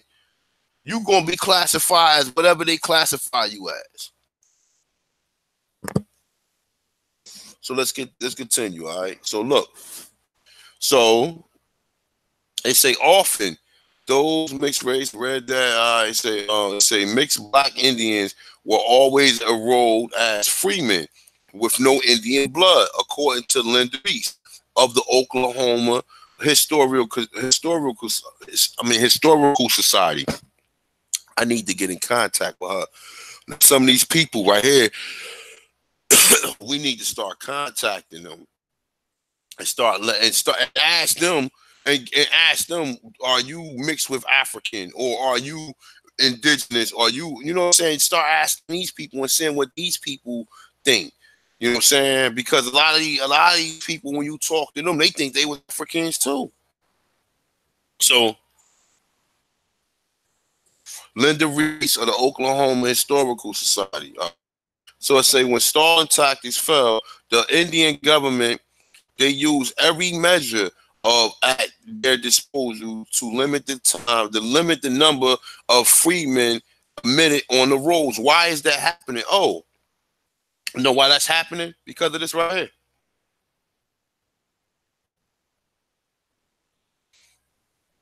That's why it's happening.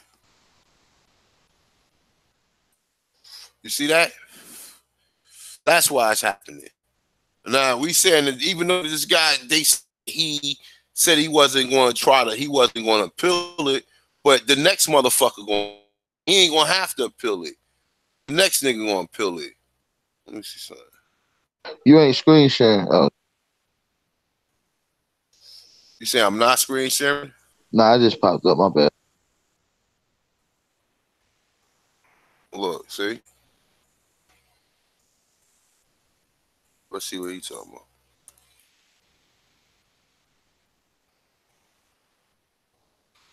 Now I say attorney, he takes a leave. Why would he take a leave? Because they probably threatened to kill that motherfucker, man. Telling you, they don't want to let us. You know, and it's fucked up because, like, listen, let's be for real, man. Let's be for real. With all fairness, with anything with life, right? How the fuck could a white man be an Indian, but then when it come to you not an Indian because they claim that you're African when they know you was already here? Now, how greasy and shiesty is this shit, man? You know what I'm saying? Like, really, man. Like, really, it's a lot serious than people think it is, man. You understand what I'm saying? It's a lot. If they went through all this trouble to hide the fact that you was here or whatever, what the fuck you think? Huh? What do you think?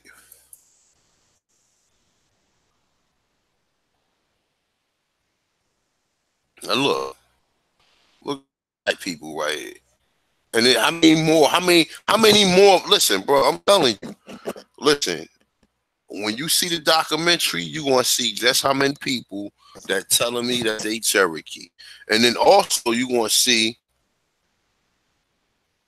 older people telling me that they never knew nothing about no fucking African growing up. They ain't no African.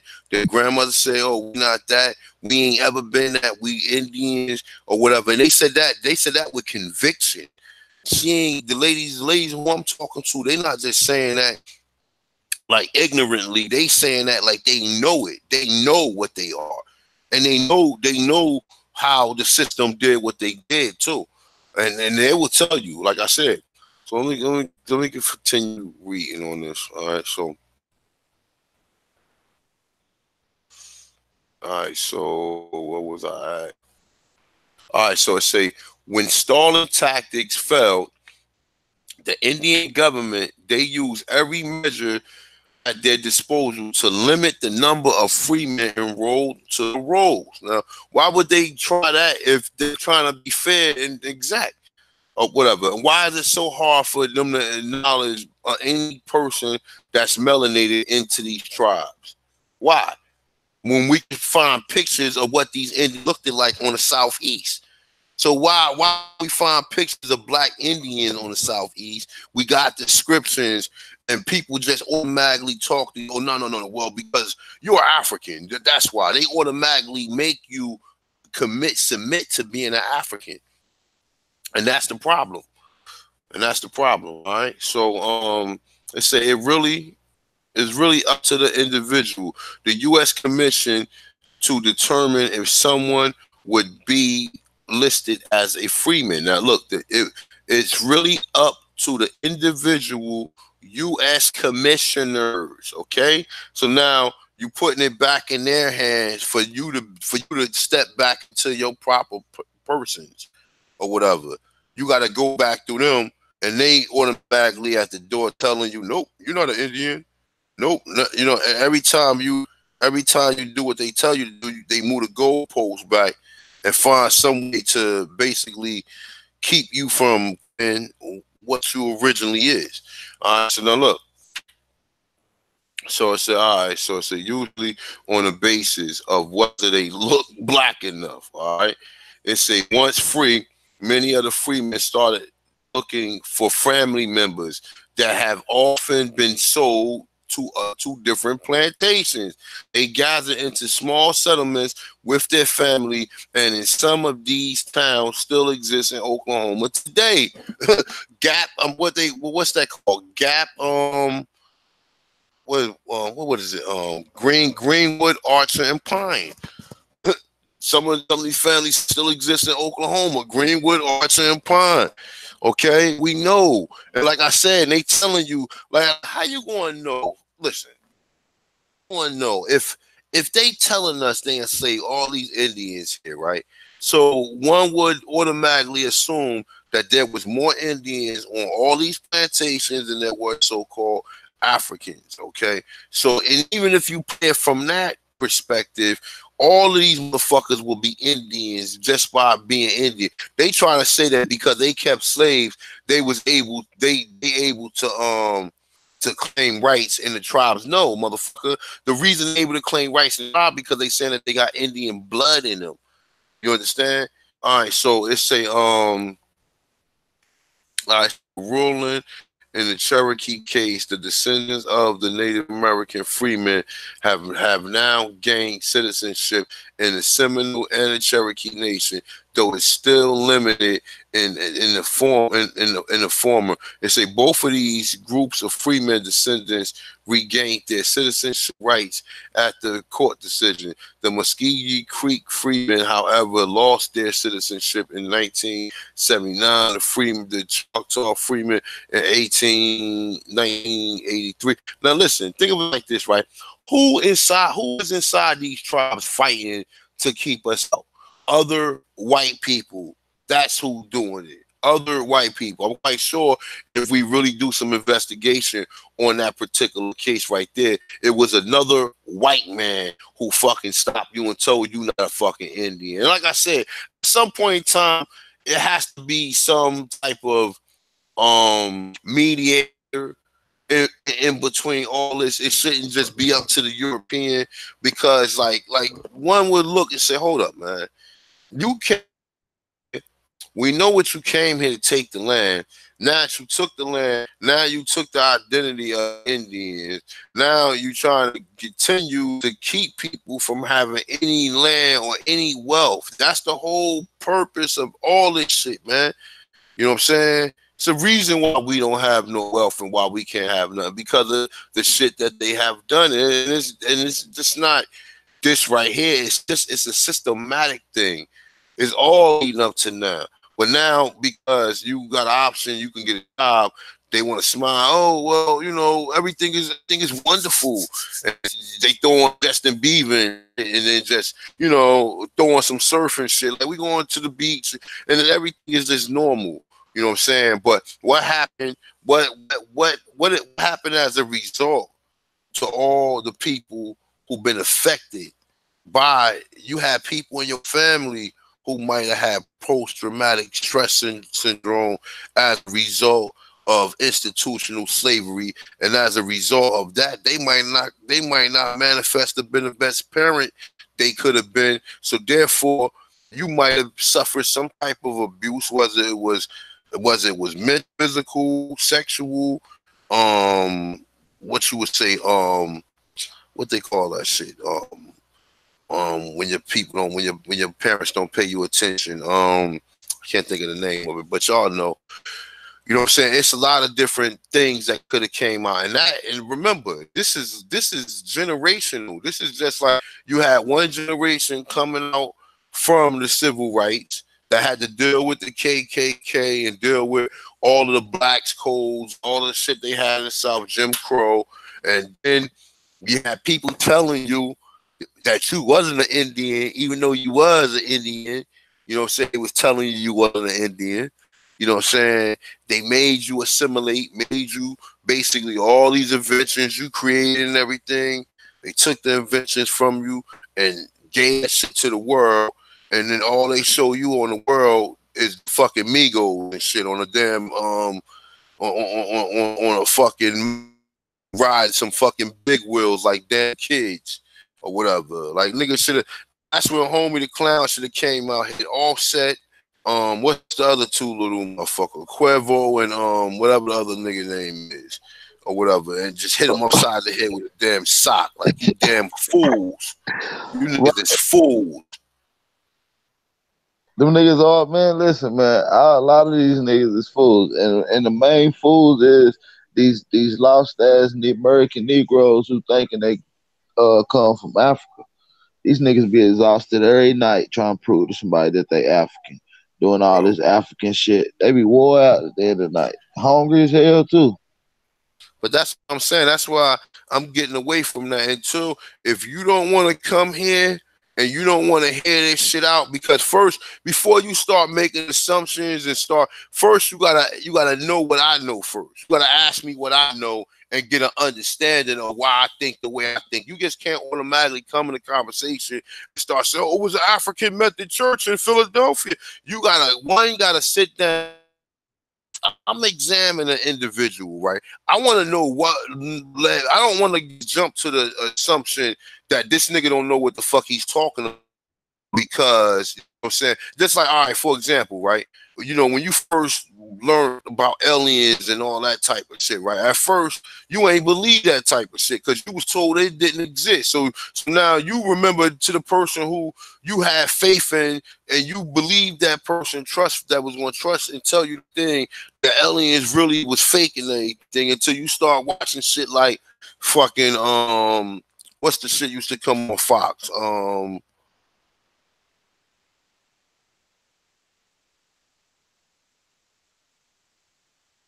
Saying with the unknown or whatever, and reading other books, and you start getting hints and, you know, other things, and then you start coming to a conclusion that maybe that it could really be aliens out there. I have never seen none, but maybe it could. So that's the same approach one will have to take in the so-called Pan-African community when they encounter a so-called Aborigine. Hear us out first. Don't just jump to the assumption that what we saying is crazy and wrong. Hear us out first. Hear us out, and then ponder the information that we telling you.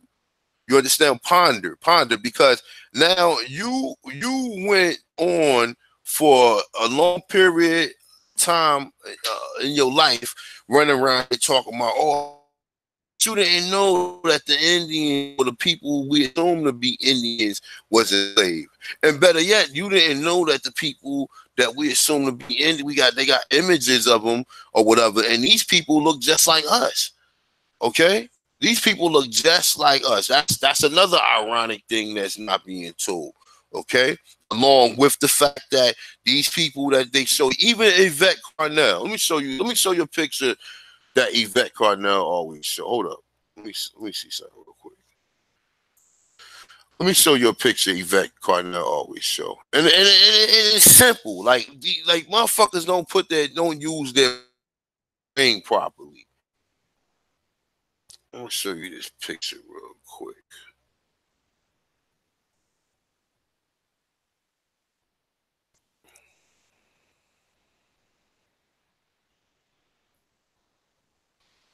Just give me one sign.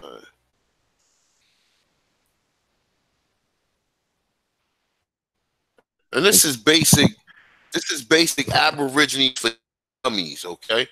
This is called Aborigines for Dummies, all right? So if you happen to be in the class today, please be quiet.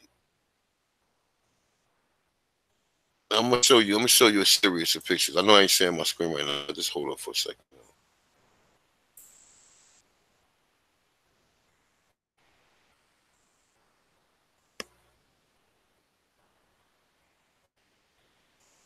Now, like I said, man, you're only as smart as your information, your research, man. That's how I look at people from this point on in life. Because you got a lot of people out here, you know, that can sit here and read 20 books. But if you ain't able to cross-reference books, and then you got a book, you might read a good-ass book, right? And then you read another book, and this book kind of contradicts everything that you read in the first book. That don't automatically make this book not true. Now you need to start investigating and seeing how good you are with this shit. You know what I'm saying? Because now you need to start investigating. Like, as simple as that. You know, because now what you just read turns out to be, now you don't know what to believe because you read one thing. I read that, it was blacks. First they tell you, it was black people everywhere. This is what they tell you first, right? So then they tell you, well, in America, no, they was dark, but they wasn't the same as us, or whatever, right? Then they tell you, yeah, you know, some of us, yeah, we mix with them, yeah, we did, but that don't make you an Indian or whatever. You're an Indian by default. You understand what I'm saying? And this is what we run with. We run with that we're Indian by default. We have no idea what original Indian looked like. We showed these pictures of Tonto and these motherfuckers that they show today.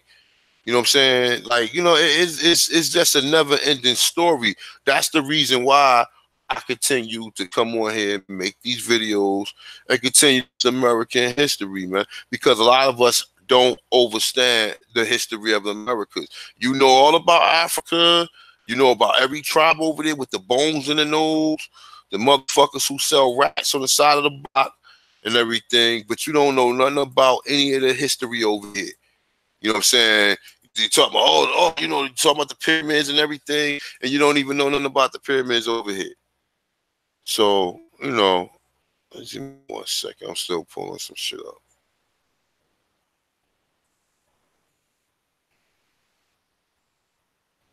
All right, here go the picture right here. Make sure y'all hit I just want to say, make sure y'all hit them like buttons, man. Y'all already know what it is. Heavyweight jam.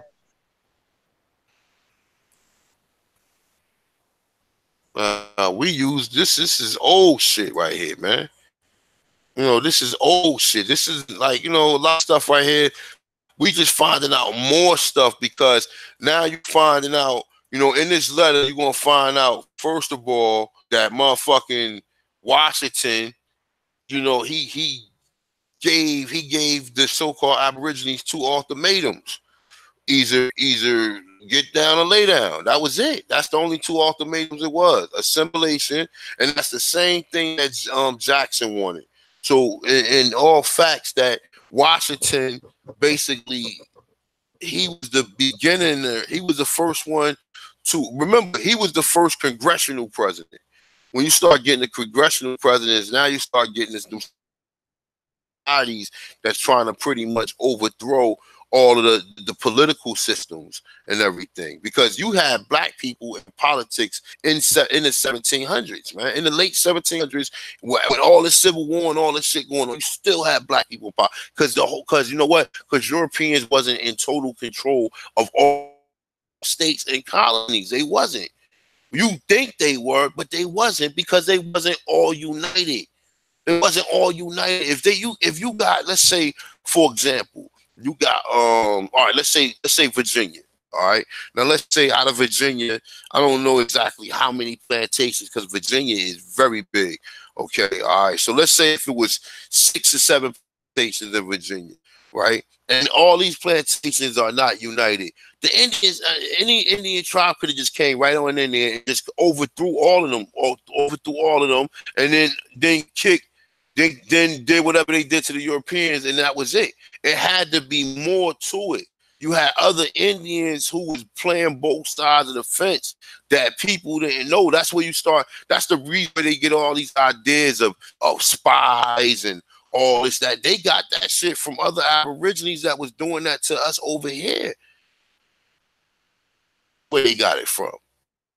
You understand what I'm saying? This is the old shit right here. Shout out to the brother Johnny Aborigine. This is a meme, but this is actually Carlos Chavez Marquez, which he's a military general and a historian. They say the Negro type is seen in most ancient Mexican sculptures. The no figure frequently in most remote traditions of some American Pueblo. It is to this race not only belong to the most ancient skeletons. Fuck in 1900s or 1800s, he knew that the most ancient skeletons belong to us. Distinctive, just like everybody else saying. Just like Richard Neve saying, just like John Chatter saying, he's saying that they're finding here are of Negro. So that makes that the Negro, it had to, they're not saying that, but they leading you to any person with any common sense. If you're telling you that makes you think that the Asians wasn't the first Americans, okay?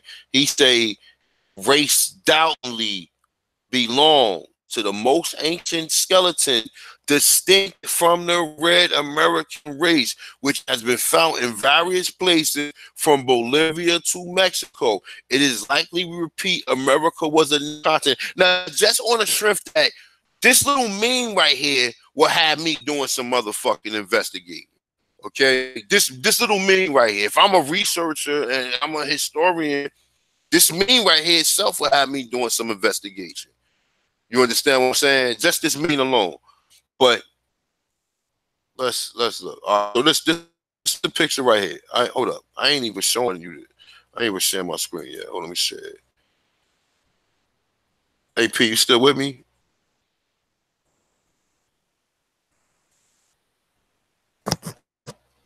You gotta mute your mic. Mute your mic. Yeah, I'm here, bro. My bad. Yeah. All right, so hold up. I was sharing my first time. I was reading this meme right here. Y'all seen this meme? Y'all can see this meme, right? Yep, with that white man on.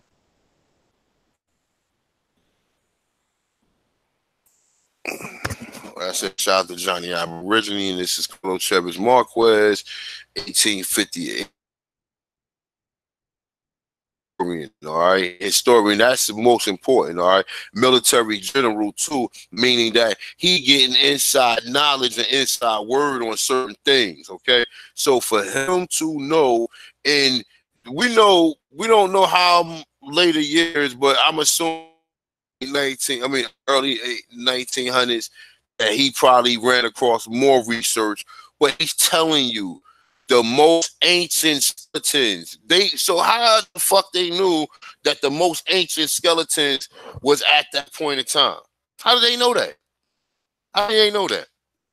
distinctive from the red American red. He said, which has been found in various places.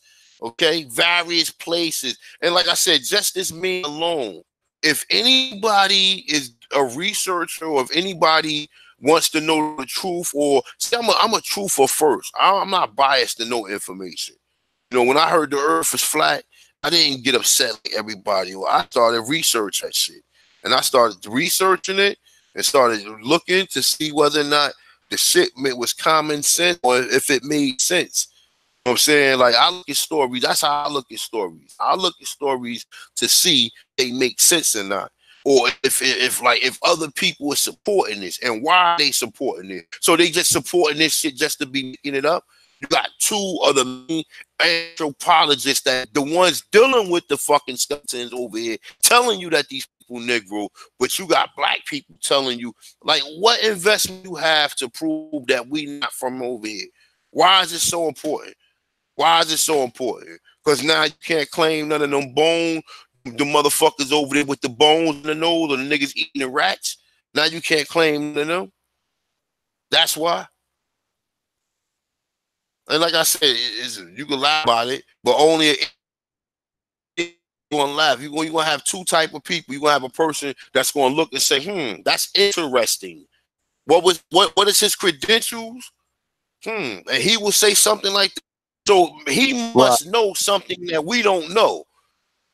It's not calling him a quack. It's not called, oh, he's a quack. He knows something you don't know.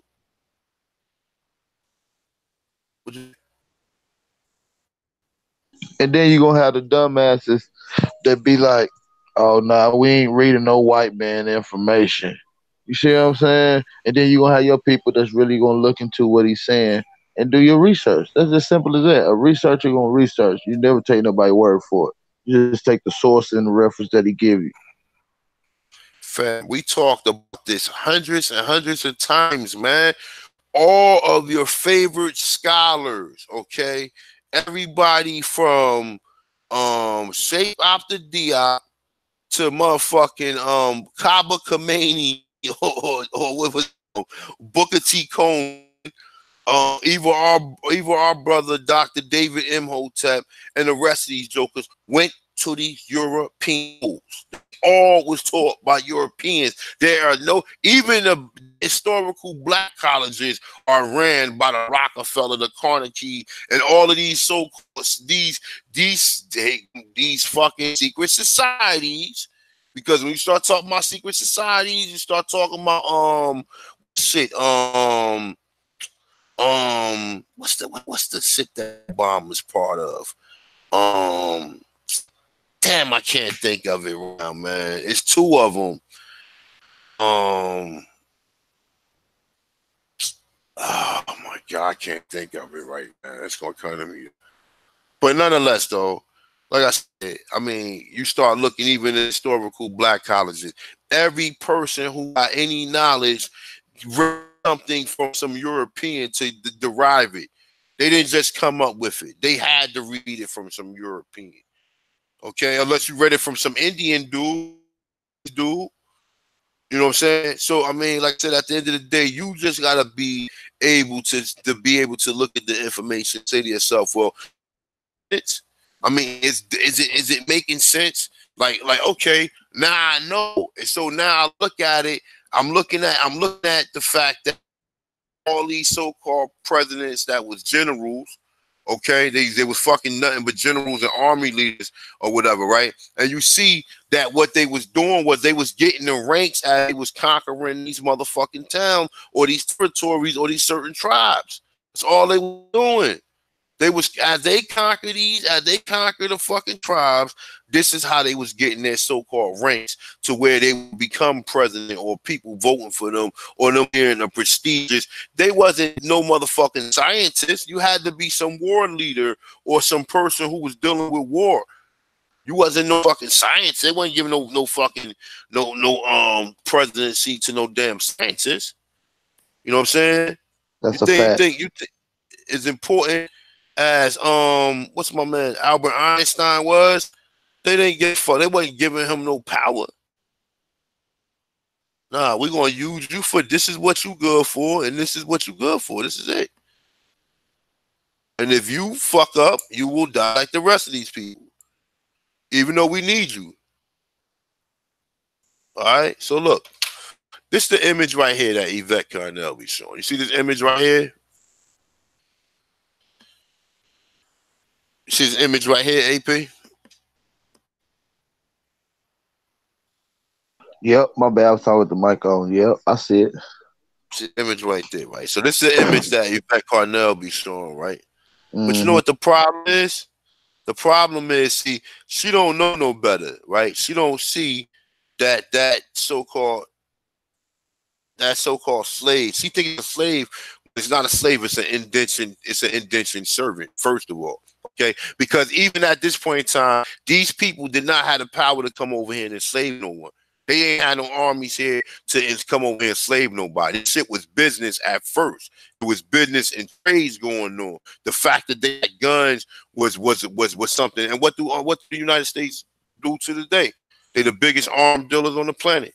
You understand what I'm saying? So the fact that they had guns, they had something that was resourceful that basically we can use, was the fact that we will deploy our people and have our people go and work for these people, right? So this picture right here, what you're seeing, is not an actual fucking slave. It's actually a damn Indian that's probably an indenture, right? Now, how can I prove this? Chances when you making this up, right? Really? I'm really making this up? You see more Indians. Now, you see that the so-called slaves and the Indians wearing the same garb. Okay, you see more Indians right here smoking, with more Europeans. You see more same people with the same type of image or the same type of costume on in the background back here. All right. Then what else do we see? Oh, shit. Look. Now, we already went over this Gold Coast. It already told you. We already know what it's a just imported from the West Indies. Okay, now look, it say 10 likely Gold Coast new Negroes just imported from the West Indies. So they imported them from the West Indies. Okay, so now this one right here at the bottom, why do he got the same shit on the so-called Negroes got on?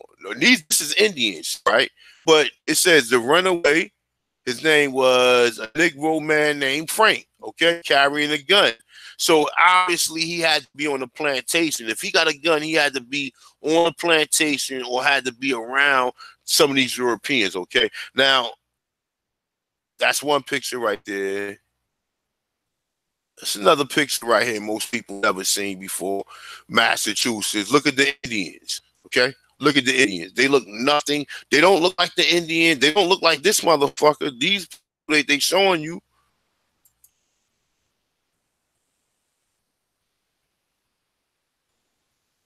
They don't look like them.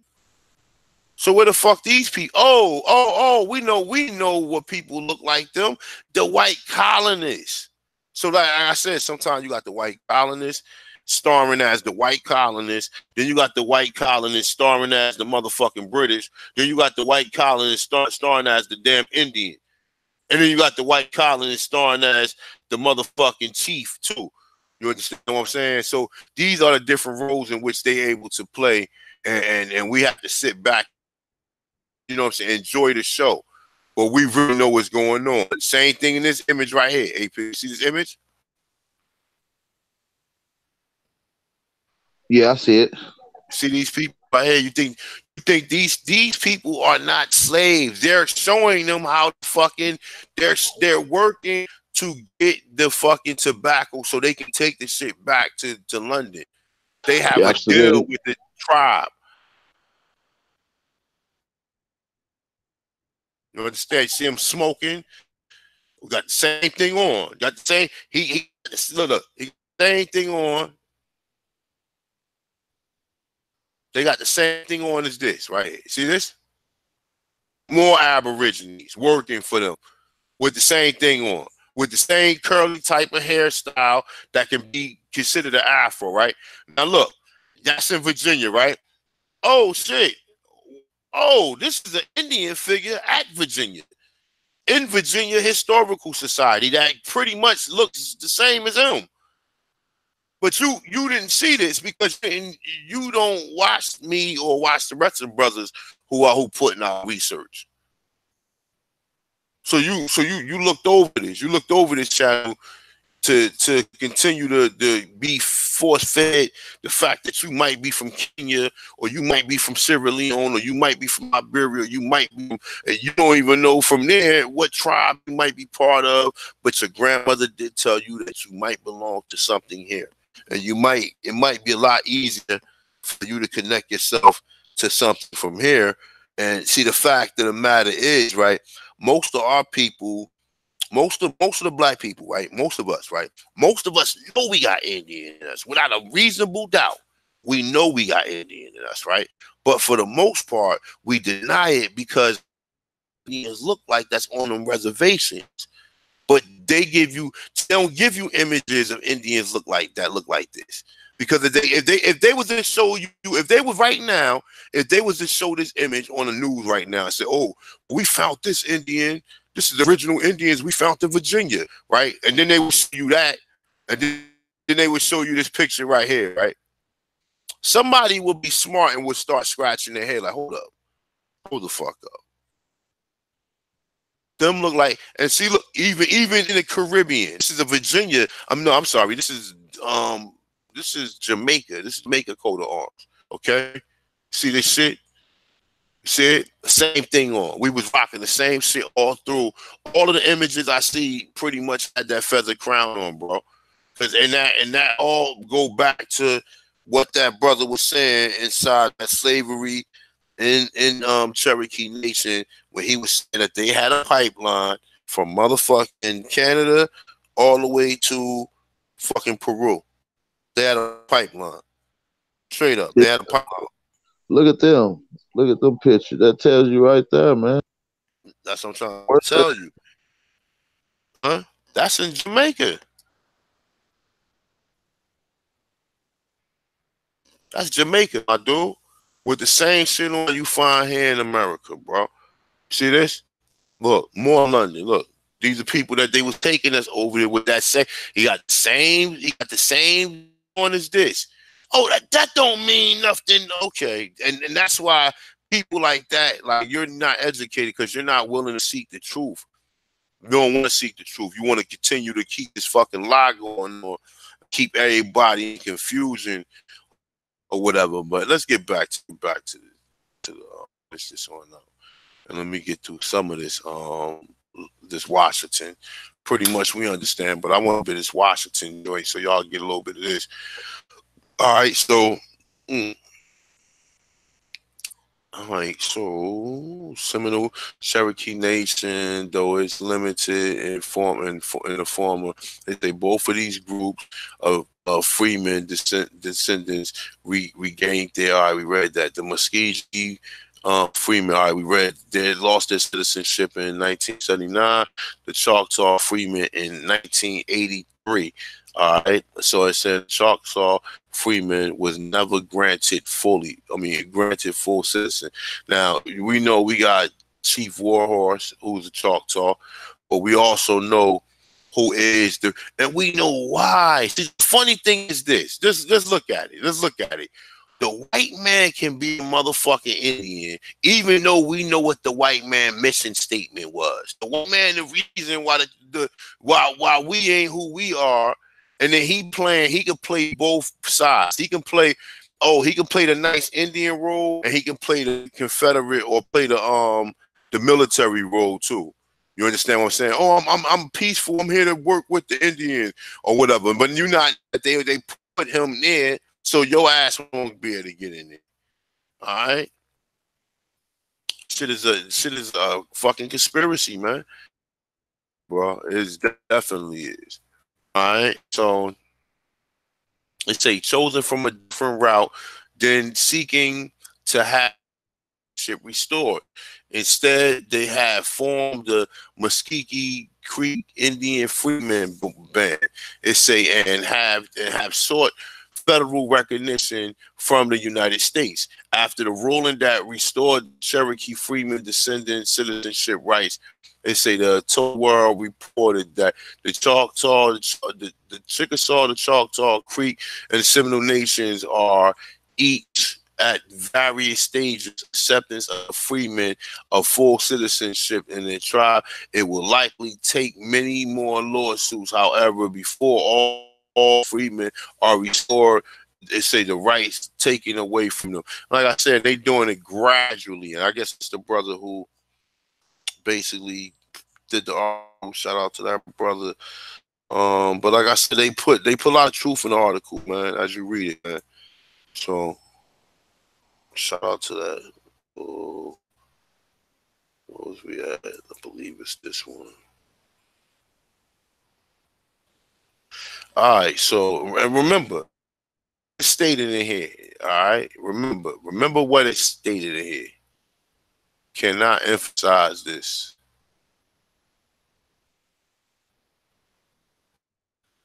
I cannot emphasize this. Let me see.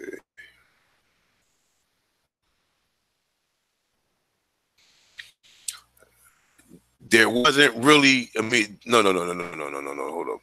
It says Wiley believed that they was just bought slaves to either set them free or to free black family members. This wasn't really the case. These tribes, for the Eurocentrically, it's a term for civilized tribes, did engage in the practice of slavery, aided and encouraged by the United States government. The United States government encouraged slavery among the tribes, okay? Because you know why they encouraged them? Because of this.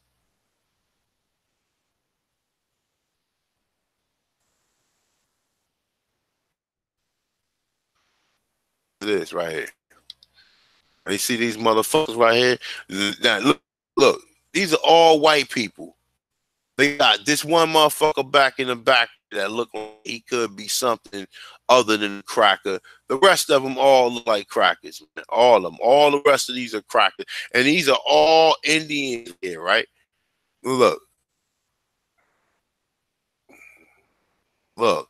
The Eastern Cherokee, okay? They saying this is the Cherokee Confederate reunion in New Orleans in 1903. So this is a Cherokee Confederate Union. So these are all supposed to be Cherokees, okay? And these are probably $5 Indians who probably was doing that shit well back when they was getting control of it, all right? Now look at all these motherfuckers.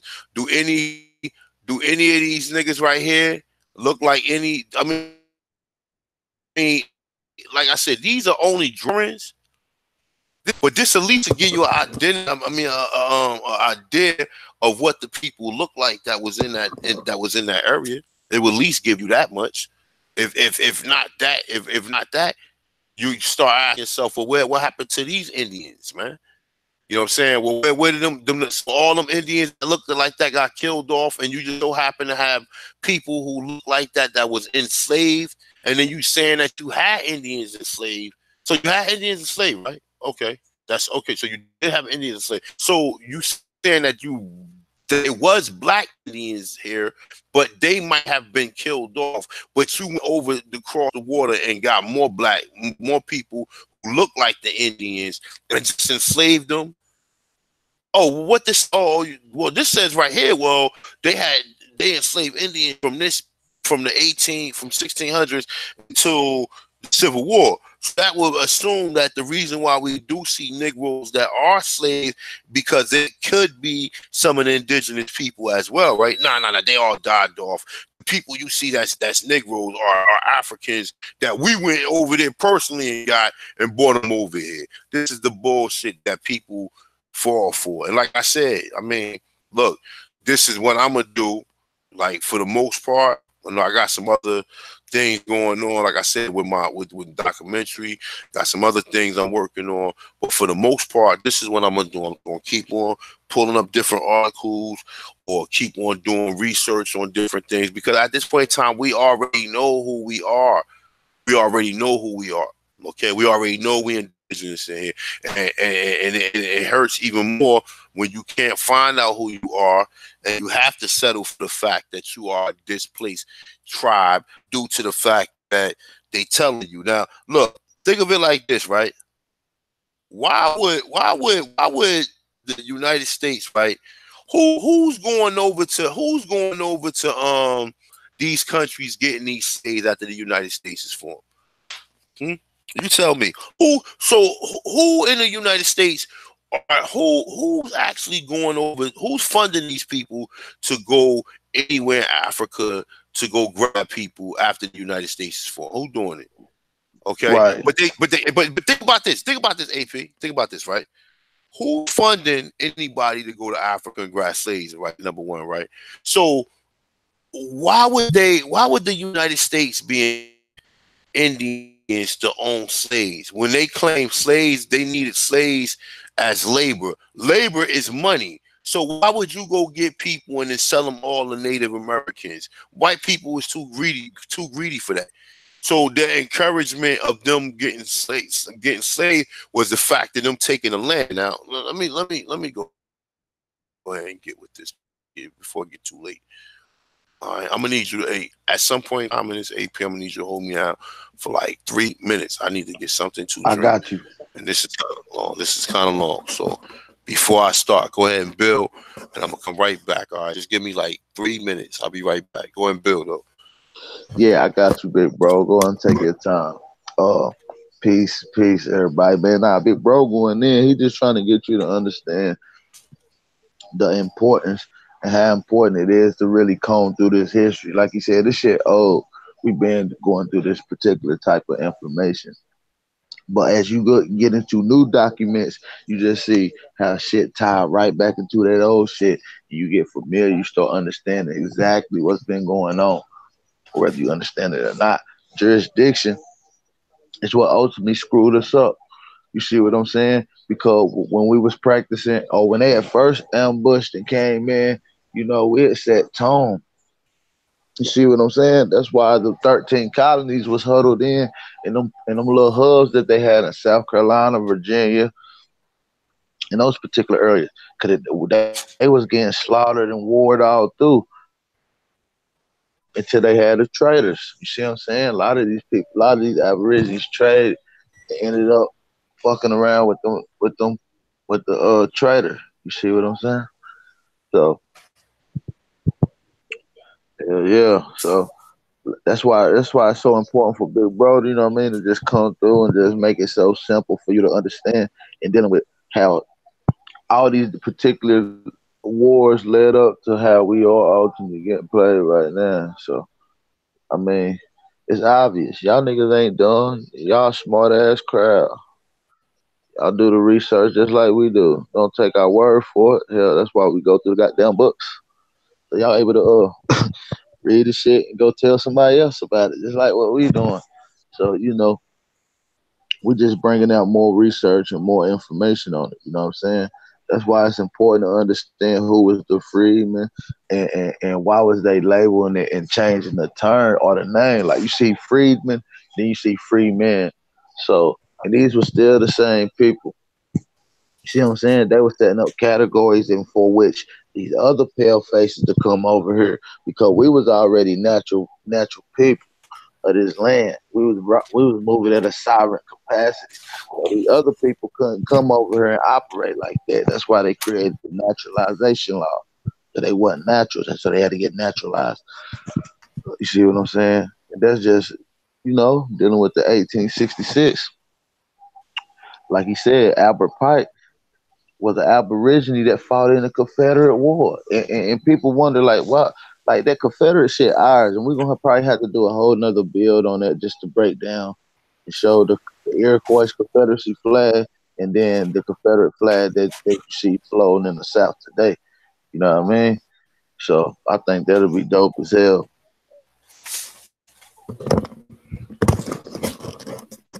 All right, y'all, I'm back. Yo, you good, bro? No doubt. So yeah, at this point in time, like I said, I'm just enforcing the truth showing y'all from different perspectives of what they was doing, and the fact that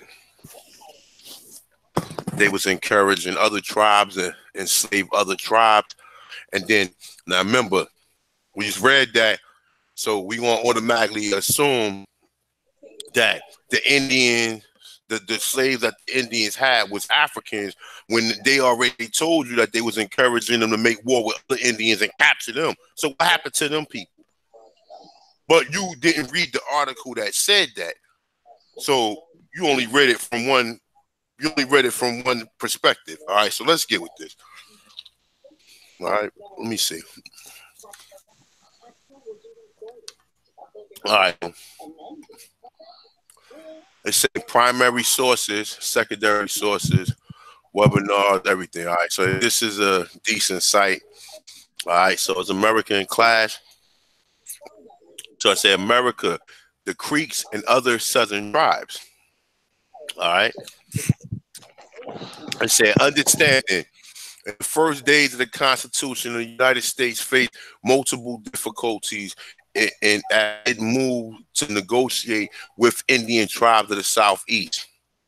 These independent nations resisted white invasions into their land, and a patchwork of former treaties and agreement and multiple tribes and leaders, foreign threats, and U.S. borders, invading settlers, and land speculations, land speculators, and issues of state sovereignty, especially that of Georgia, rendered the times of uncertain.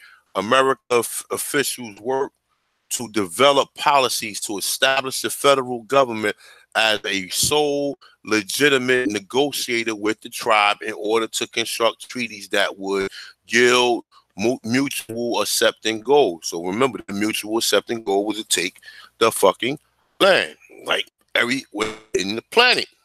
It's like you see everywhere else. Now they showing you this bastard right here who looks nothing more than another fucking cracker, and they gonna keep on playing with us like we fucking stupid. You know what I'm saying?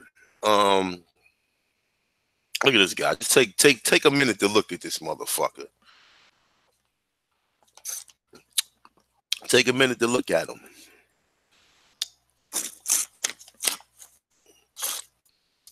All right, so teachers note. Let me see. Let me move it up. In this lesson, the student will analyze the letter. It say July 7, 1789, from Henry Knox. All right, it say Secretary of the War, head of Indian Affairs. Secretary of War. Okay, Secretary of War and head of Indian Affairs to President Washington.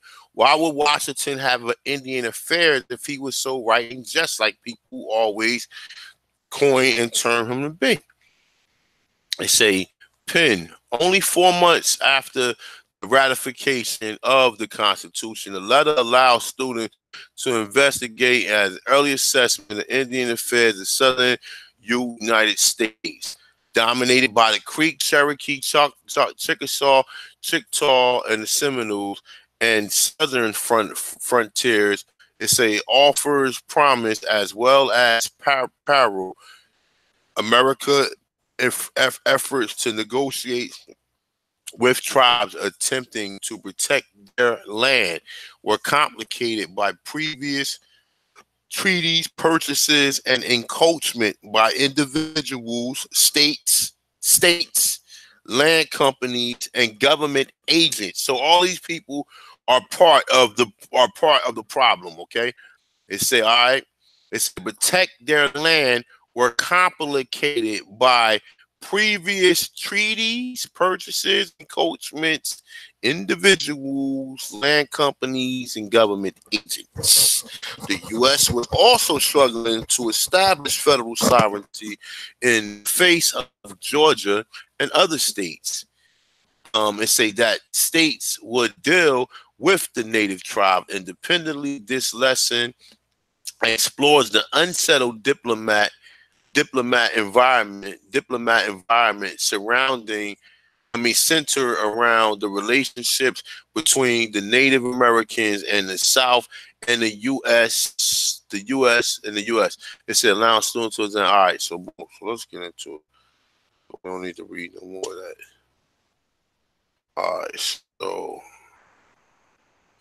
this is it. So background. So it say prior to the French and Indian War, it said American tribes in the South, East, especially the Creek, Cherokee, Chickasaw, Choctaw, Seminole, enjoy rich trading partners with the French and the British. Both French and British understood that the values of having a healthy trading relationships with the tribes.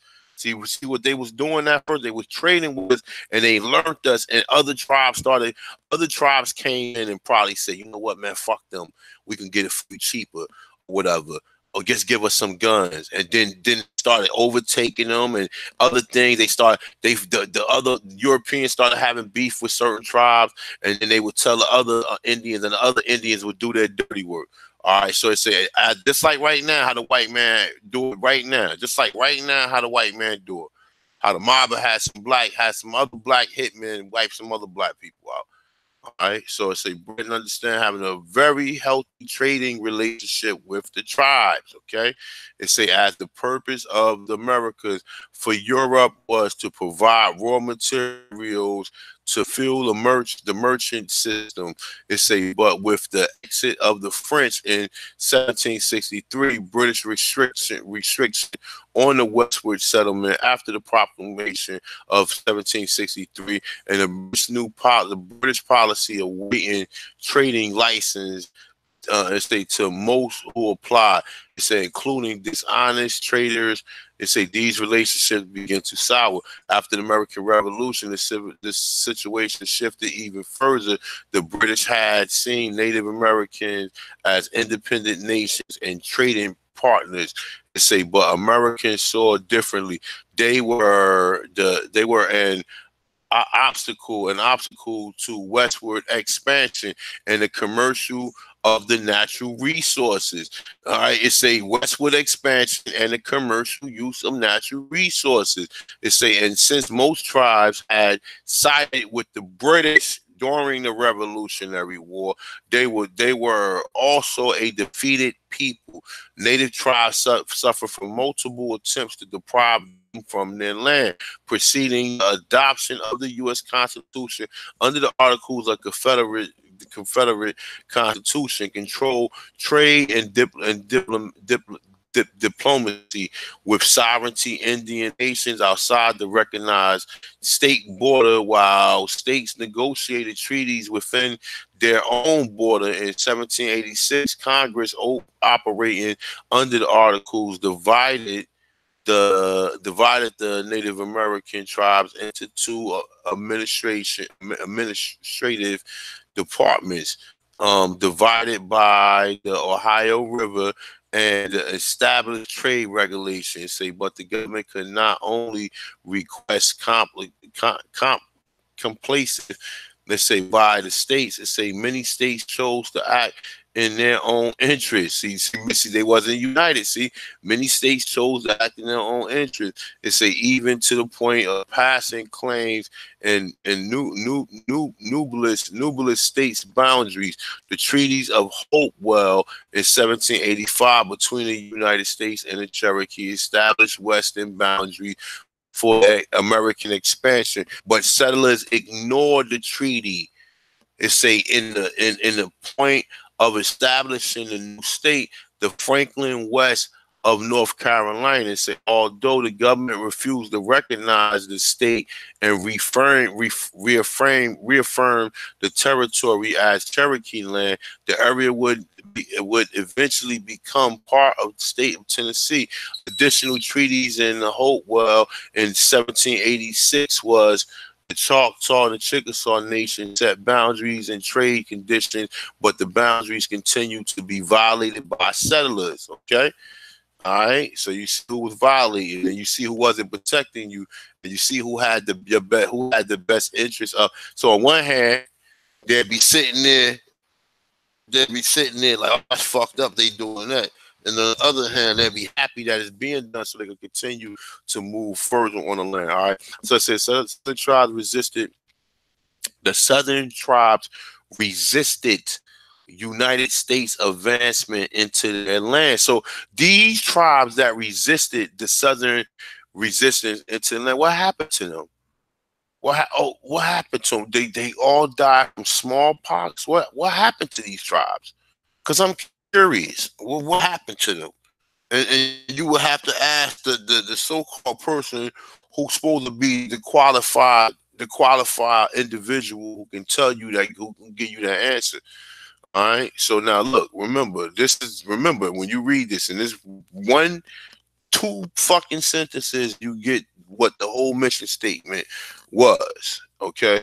And why you see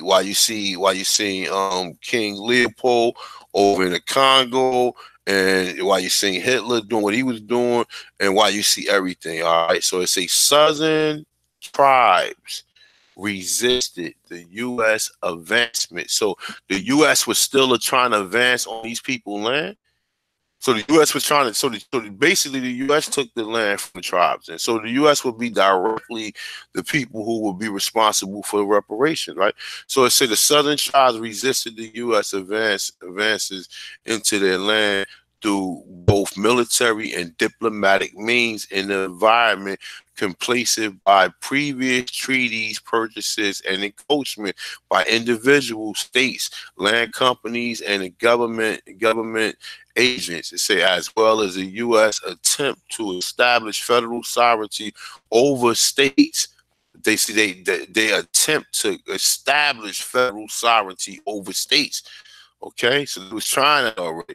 It say by 1789, it say the year in which the United States Constitution was adopted, the letter we are going to study was written. Troubled relationship in the South were most crucial with the Creeks and Cherokee, especially adjacent to the state of Georgia. Now, because they try to move in Georgia, they say the Chickasaw and the Choctaw land further to the west. Now, like I said, you notice, understand this, right? Notice with all this shit going on, right? Even with them going into South Carolina and Georgia, they never mentioned the Geechee and the Gullah. You tell me why.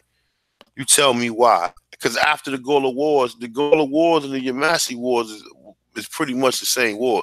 Now, you tell me why. You tell me with all this going on, we talking about the Cherokee, we talking about why are they not talking about the Geechee and the Gullah? Somebody please explain that to me. Please explain it to me. Please explain it to me. Because right now, at this point in time, they should be mentioning them. If the Geechee and the Gullah was in South Carolina or in Georgia or wherever they was that off the coast of Georgia at that point in time, why are they not mentioning them tribe?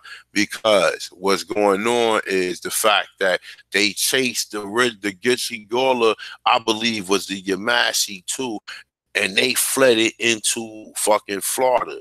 Okay. Now the only reason why I believe you see Geechee Gullah now, because people then basically they resurrected them tribes and restarted them tribes, but they coming in there with the same mind state of what the Freemans think, that they are descendants of Africans and they are not the original people who was there. That's the reason why the Geechee Gullah say what they say now. Because when you speak to them, they will tell you that we got African shit. No, you don't got no African. We make baskets like African. The indigenous people here was making baskets for thousands of years. What are you talking about? You understand what I'm saying? But we fall for anything. We fall for the stupidest dumb shit. All right. So it say the Chickasaw and the Choctaw land further to the west. It's they were disturbed by direct American insurgents. It say even though the Chickasaw threatened to join the Cherokee if the American encroachment continued, two European power complicated U.S. relations with the southern tribes. Spain withheld Florida, supported the native land claim as a counterweight. It said against the U.S. In October 1793, the Spanish signed a treaty of Nagola with the Cherokee and the Chickasaw and the Choctaw and the Creek. It say nations whereby the Spanish promised to support a mutual defense pact of the tribes of these tribes designed to reverse American encroachment into the tribal lands and protect the Spanish borders. It say the British continue to occupy the forts in Ohio Valley, and although they did not provide active military support to the natives after 1783, they did provide trade goods to support the activities of the southern tribe.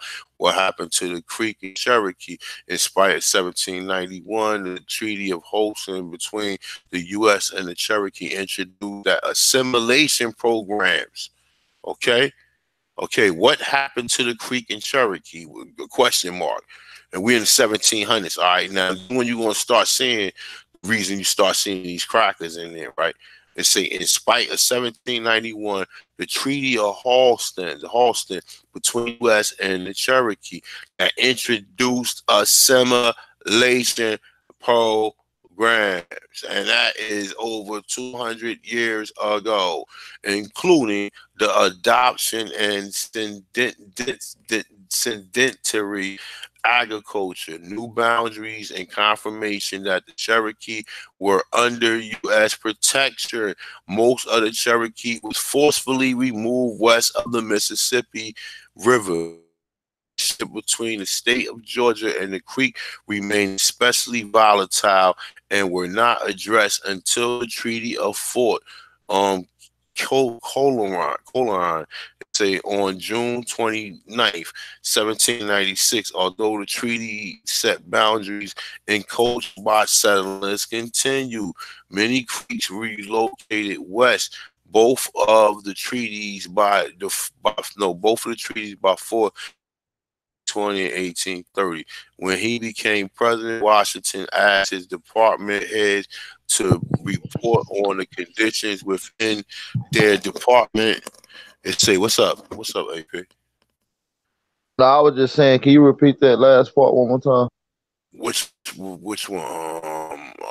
It said, although the treaty set boundaries and encroachment by white settlers continued, many Creeks relocated west, both by treaty and by force, in 1820 and 1830.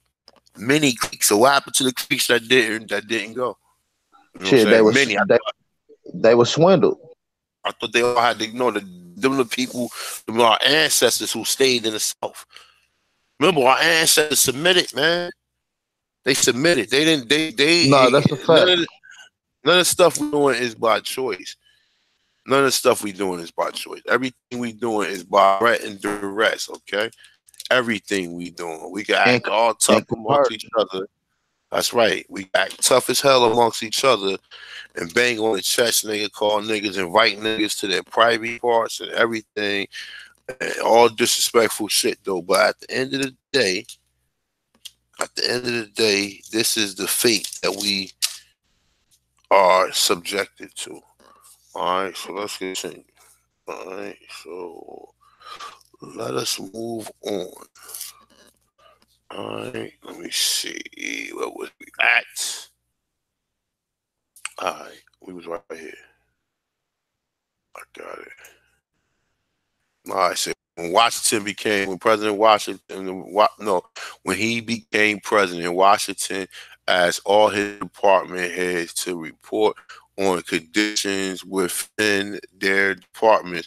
The letters in this lesson is one of the series sent to Washington by his Secretary of War, Henry Knox, who was also in charge of Indian affairs. In this previous letter sent May 23rd, 1789, Knox outlined situation with northern tribes, but this letter focused on the tribes in the South. Knox uses this opportunity to summarize the current reality among the southern tribes to give Washington policy options. Note how Knox considered the challenge of the situation to give Washington two possibilities for action, and y'all know what them are. It's a one option is more forceful and immediate, while the other option is mere diplomatic and long term. As you analyze the two options, think about which one Knox is actually recommended. Like I said, when I read this, I thought this would probably be fun to read through. You know, I read it. All right, so boom. Right. That's crazy because it just shows you how the Willie Lynch thing just set in. That's just part of the secondary plan of the long lasting plan that was set out. And we seen what happened to most of the people in the South. You know what I'm saying? Getting hung by on various different occasions. So what I'm saying is Henry Knox was a brutal guy, man. He went through, particularly in my area. I stay in Knoxville, which was named after him. Henry Knox. Mm-hmm.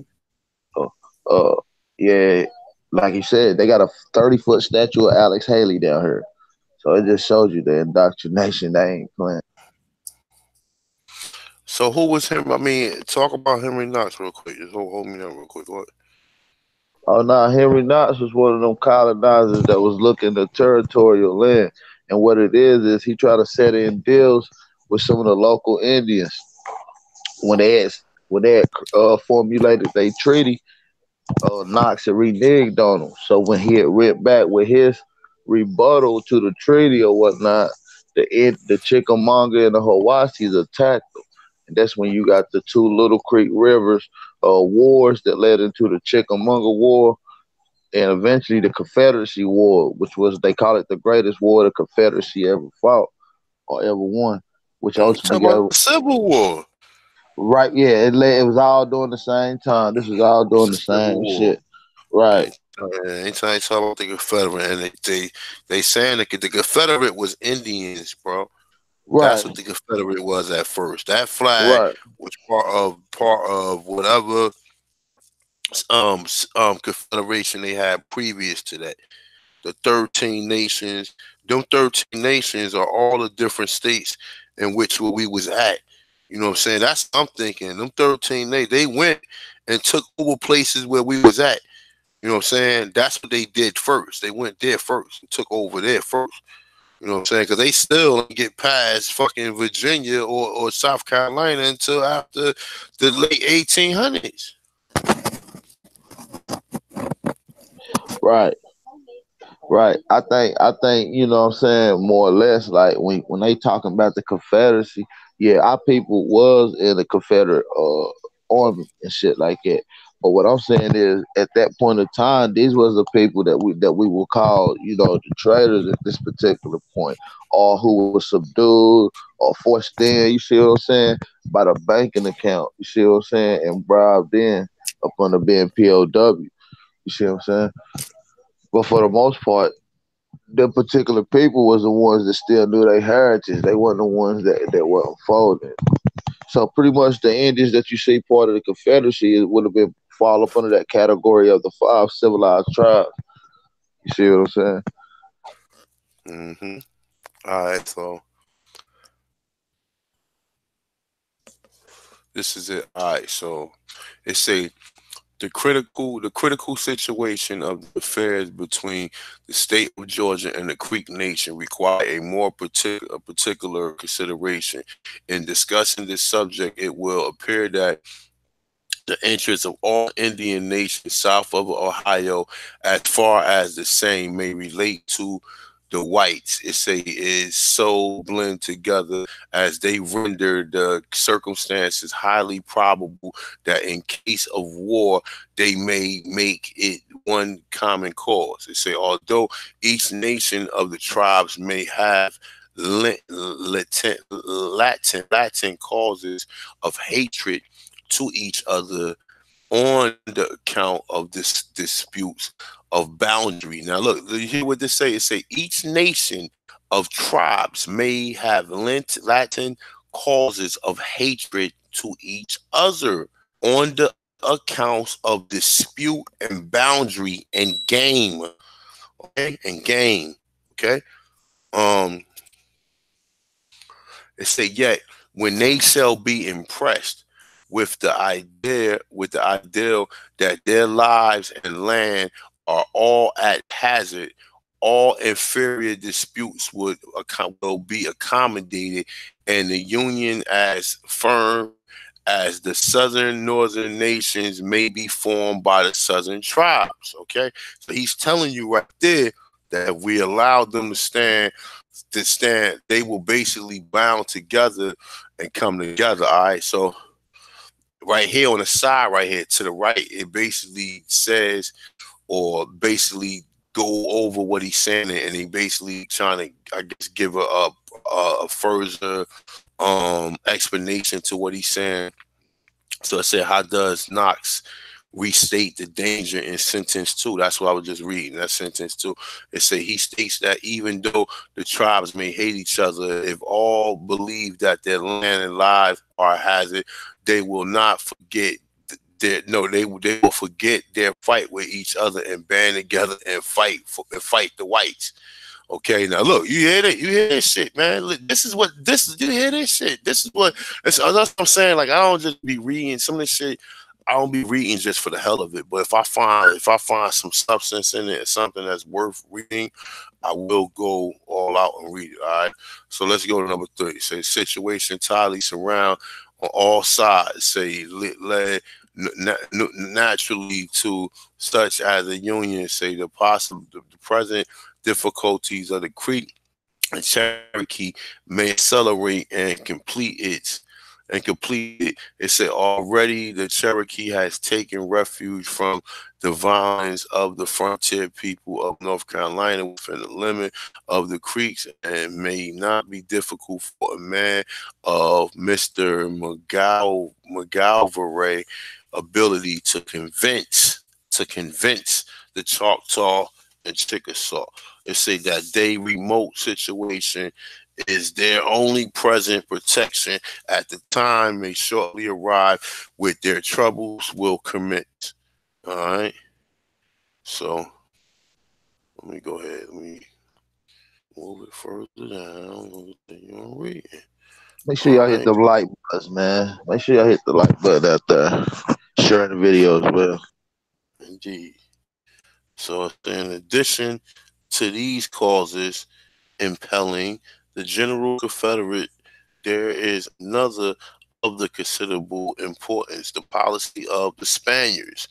Jealousy that power extension of the United States would lead them in considerable expense to build up, if possible, an impassable barrier. Now listen to this, right? It say to build up an impassable barrier, right? It say they will therefore endeavor the form of cement, such as the Union of the Southern Indians. So they saying that we had some barrier built of cement in the Southern end. We built some type of barrier.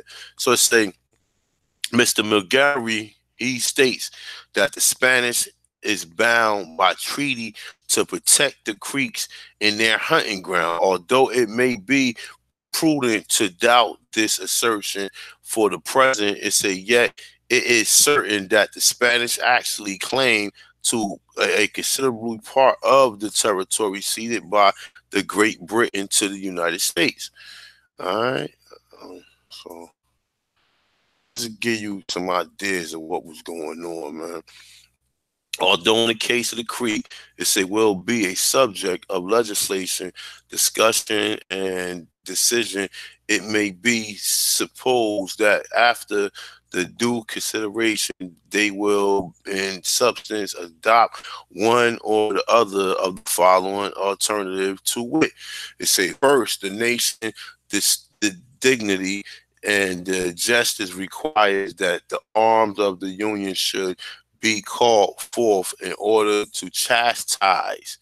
Now look, it say the arms of the Union should be called forth in order to chastise the Creek Nation of Indians for refusing to treat with the United States. So to form a treaty with the United States. So they refuse to form a treaty, right? They saying the refusing to treat. They're using it like in the term where, all right, so it said with the United States. Now look, it's on responsible terms. So when he's saying on responsible terms, saying that basically the term on reasonable terms, he's saying on reasonable terms, saying that their term should not been rejected by them because it's reasonable, right? It's saying, and from their hostile invasion of the state of Georgia, that it may appear to the Congress that the United States that it would be highly expended to attempt to quiet the hostilities between the state of Georgia and the Creek Nation of the Indians. Now, the state of Georgia is the white settlers, and the Creek Indians are basically pissed off because they keep on it's they by an amicable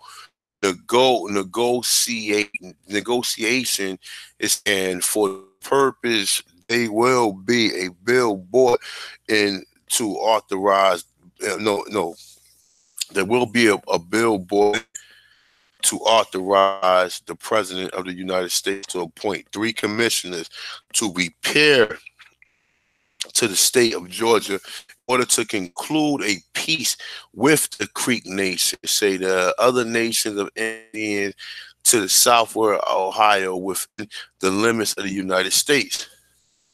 All right, so it's a supposing that any measure similar to either of the said alternative should be adopted, and it may be proper to examine into the manner which they are to be executed.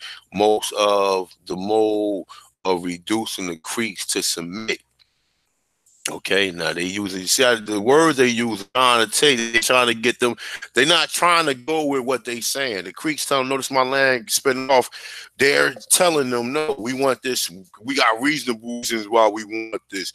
So therefore, we should have it anyway, despite the fact that you telling them no. We got reasonable reasons to why we should have this, and we should send our military to the chastise.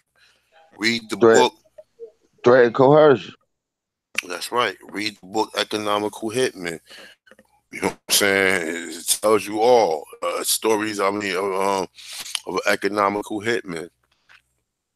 All right. So it's a decree to the will of the United States and acknowledge the validity of the treaty stated to have been by that nation with Georgia.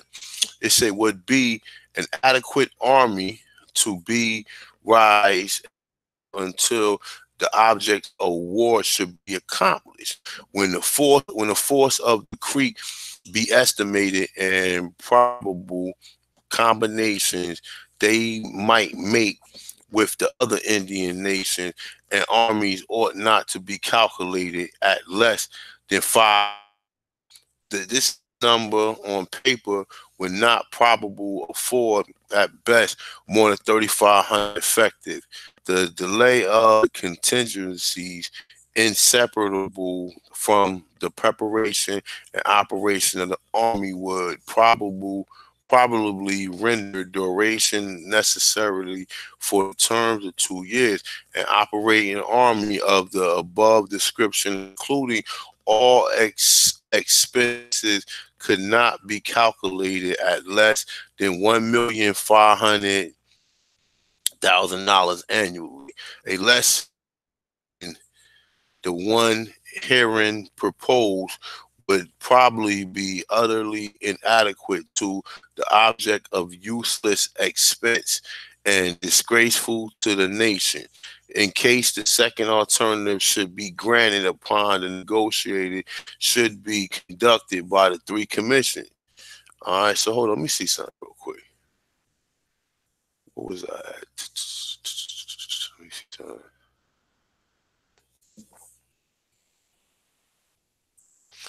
All right, now they want to talk about now. I was reading right there on the side. All right. So the commissioner should be invested with powers to decide all differences, respecting between state and Georgia and the Creek Indians, unconstrained by treaties said to exist between the said parties. Otherwise, then the same may be reciprocal or not acknowledged. Commissioners also should be invested with powers to examine into the case of the Cherokees and to renew with them the treaty made at Hopewell in November 1785. The report of the president, such measures shall be necessarily to protect the said Cherokee in its former boundaries. See, that all this shit was about protection, man. It was about protection because the white settlers gets kept in coaching. Think of it like this, right? So where the white settlers coming from, and why if the Americans trying to take the land, why they constantly letting white settlers come? Because the white settlers is with them. That's it. They with them. They ain't stopping them because they want them to come. Because you would think that if the United States really wanted to stop settlers from coming, they would eliminate them or do what they need to do to stop them from coming. But and you never read about none of this shit where it's saying that they stopping them from coming because they got whatever going on with them countries with Europe to the point to where they gotta let people over here. And they can't even fuck with them, all right? And they gotta actually protect them Europeans from the Indians too. Most people don't think about that too. All right, so I say, but all treaties with the Indian nations, however equally and just they may be in their principle, with not only the nugatory humiliation to sovereign unless they shall be granted by the body of troops. An angry passion for the frontier Indians and the whites are too easily inflamed by reciprocal injuries and are too violent to be controlled by a feasible authority of the civil power. There can be neither justice nor observation of treaty where every man claims to be the sole justice of his own cause, the avenger of his own supposed wrong.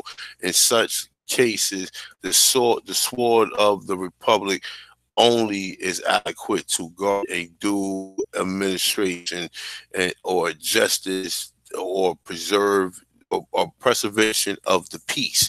Now that's the reason why the United States and all government entities was established, because what I just read right there, in such cases the sword of the republic only is adequate to guard a due administration of justice and preservation of peace. Okay.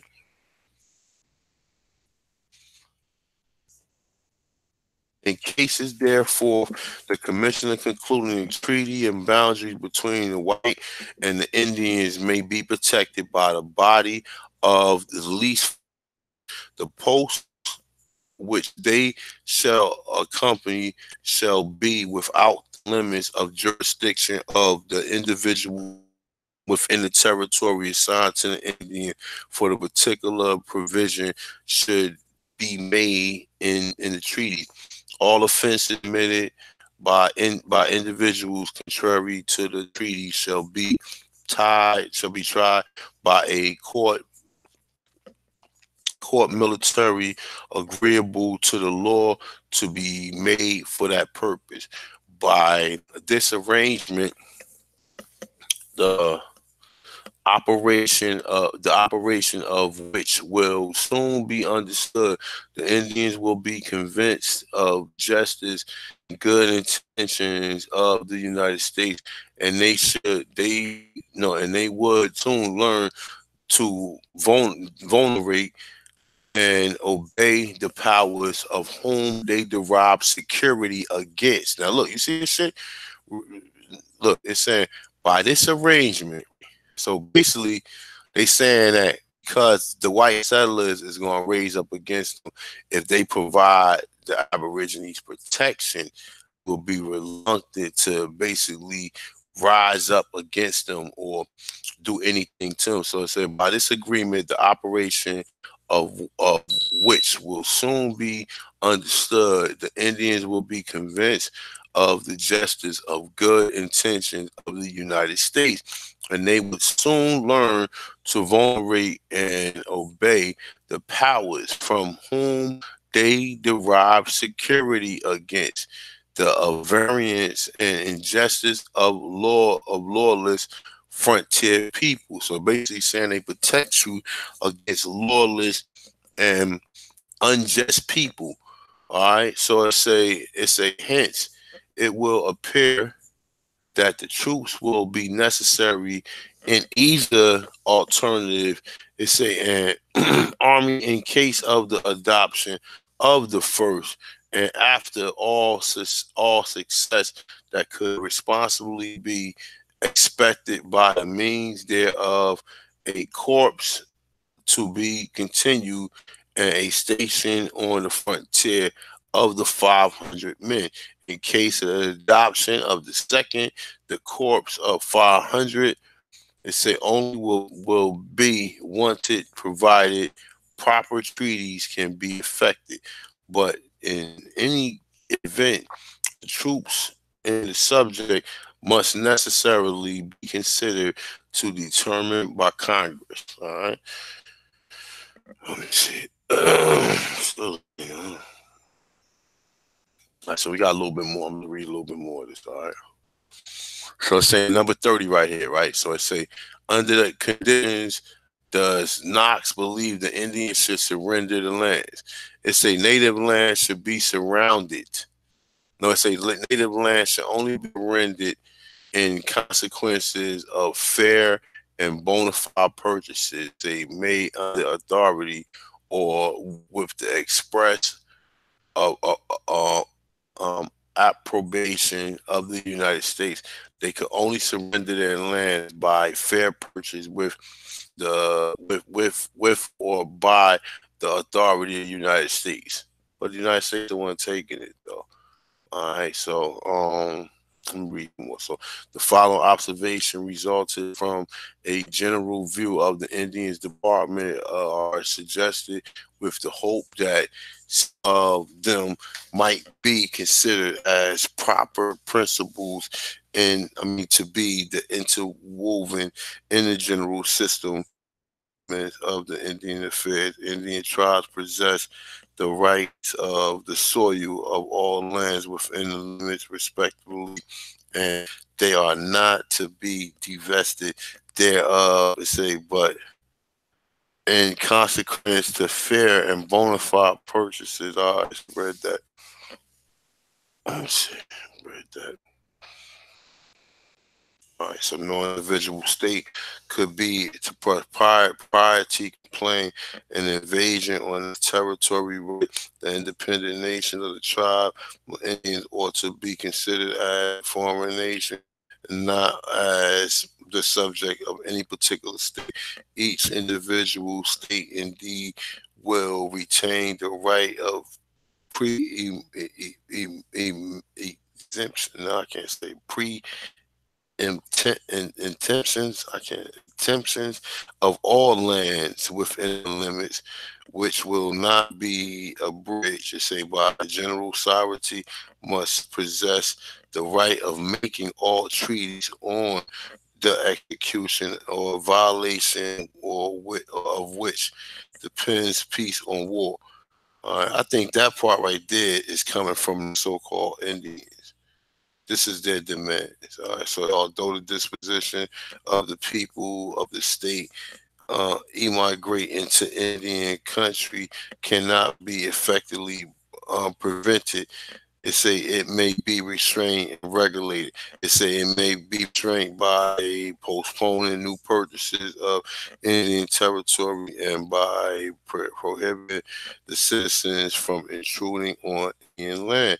It say it may be regulated by forming colonies under the direction of government and by posting a body of troops to execute their orders. So who the fuck is the body of troops these days? The police.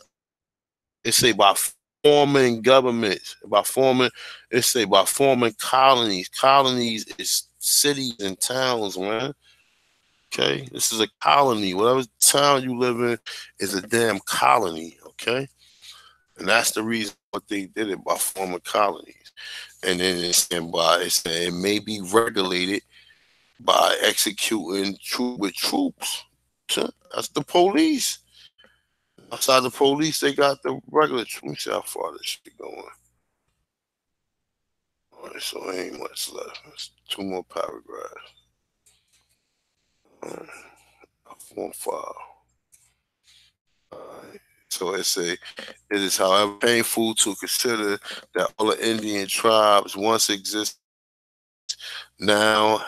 I mean, now the best cultivated and most populous have become exist. I mean, extinct. They say if the same causes continue, the same will happen.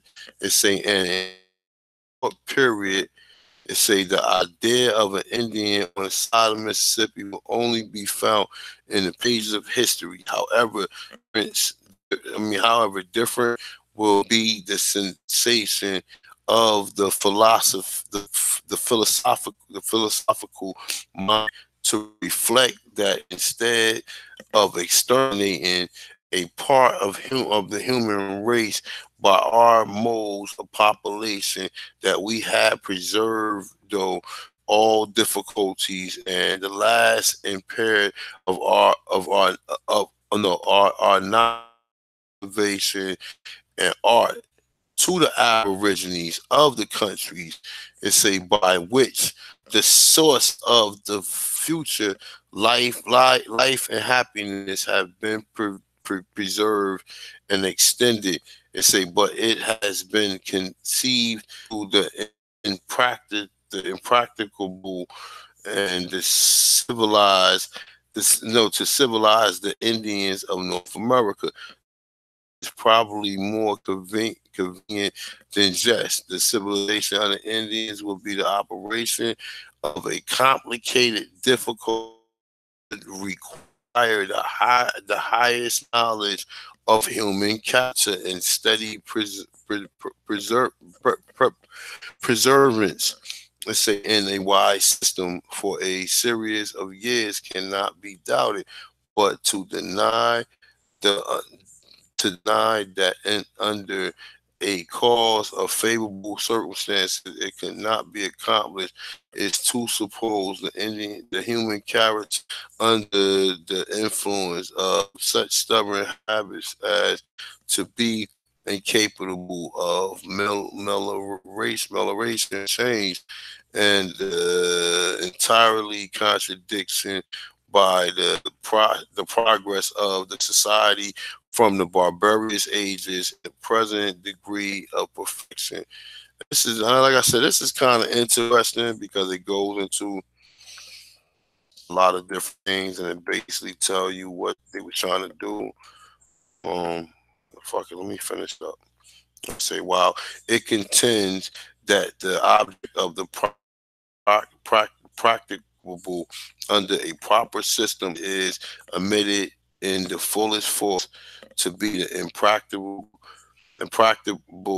according to the ordinary cause of things, and that it cannot be effected in a period where it's possible to introduce among the Indians a love for exclusive property, and would be a happy commencement of the business.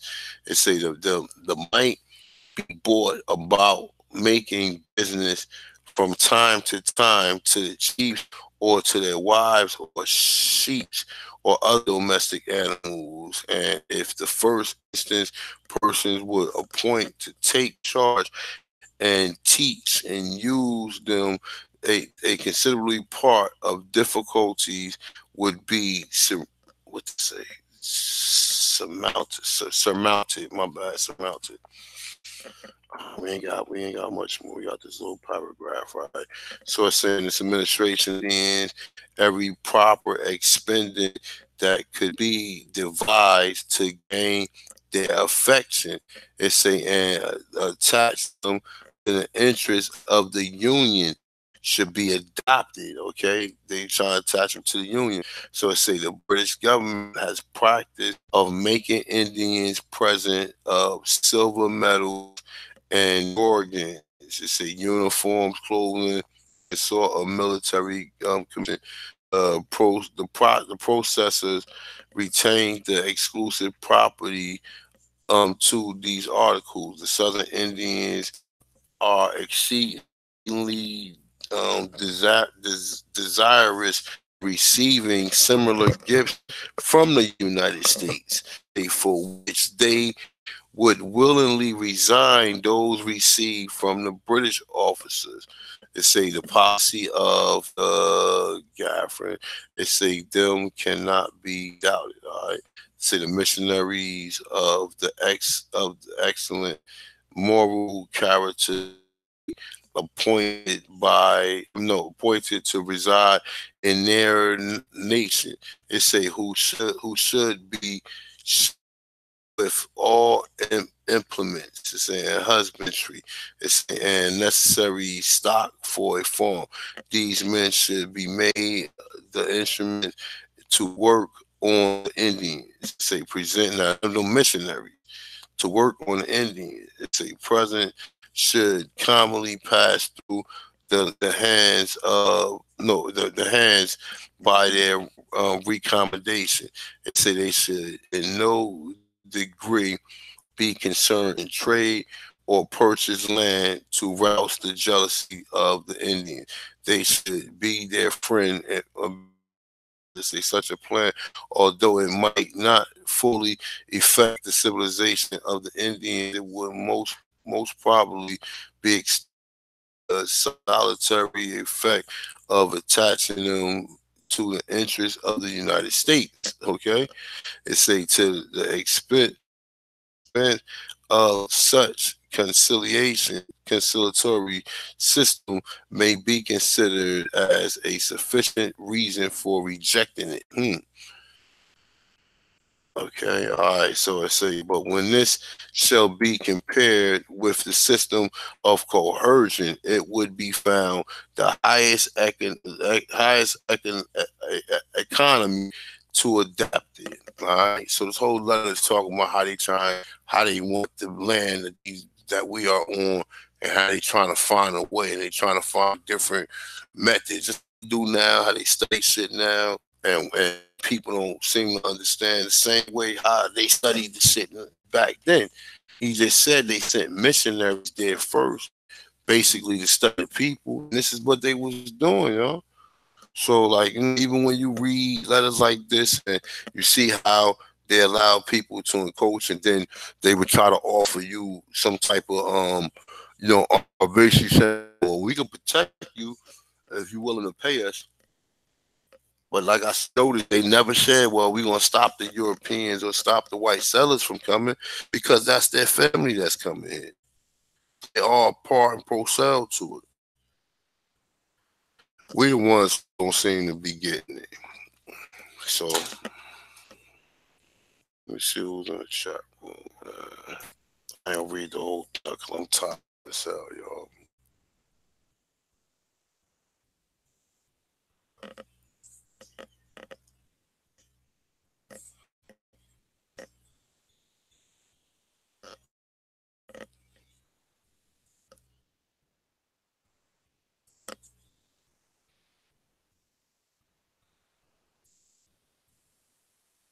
Let me see, so, all right.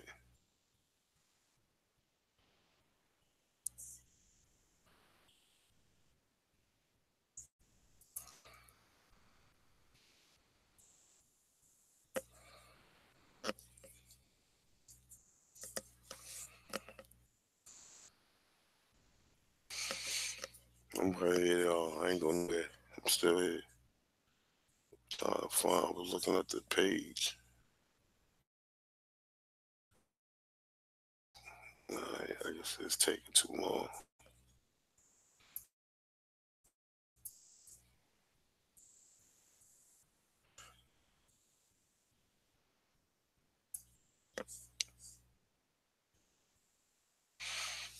All right, for the most part, though, man, I believe, like, as far as the Albert Pike, that's what I'm saying. Yeah, I believe Albert Pike is a very interesting character, because at one minute he's working, He created the Scottish Rites, and we already know a lot of secret society was established. Your culture, or for them to be having their little secret shit that they basically got against you, or them plotting against you, and you don't know it until a motherfucker run up on you with an axe or something. You don't even know that they plotting on so man, I'm about to end this, man. AP then got up out of here. But yeah, man, I mean, like I said, at the end of the day, keep doing this research, keep trying to break down different articles that pretty pertain to us. That way they can at least, give you more evidence to show you that we was here, along with the fact you already know it with everything. So that being said, y'all, I am out of here, y'all. Y'all have a good night, people. Peace.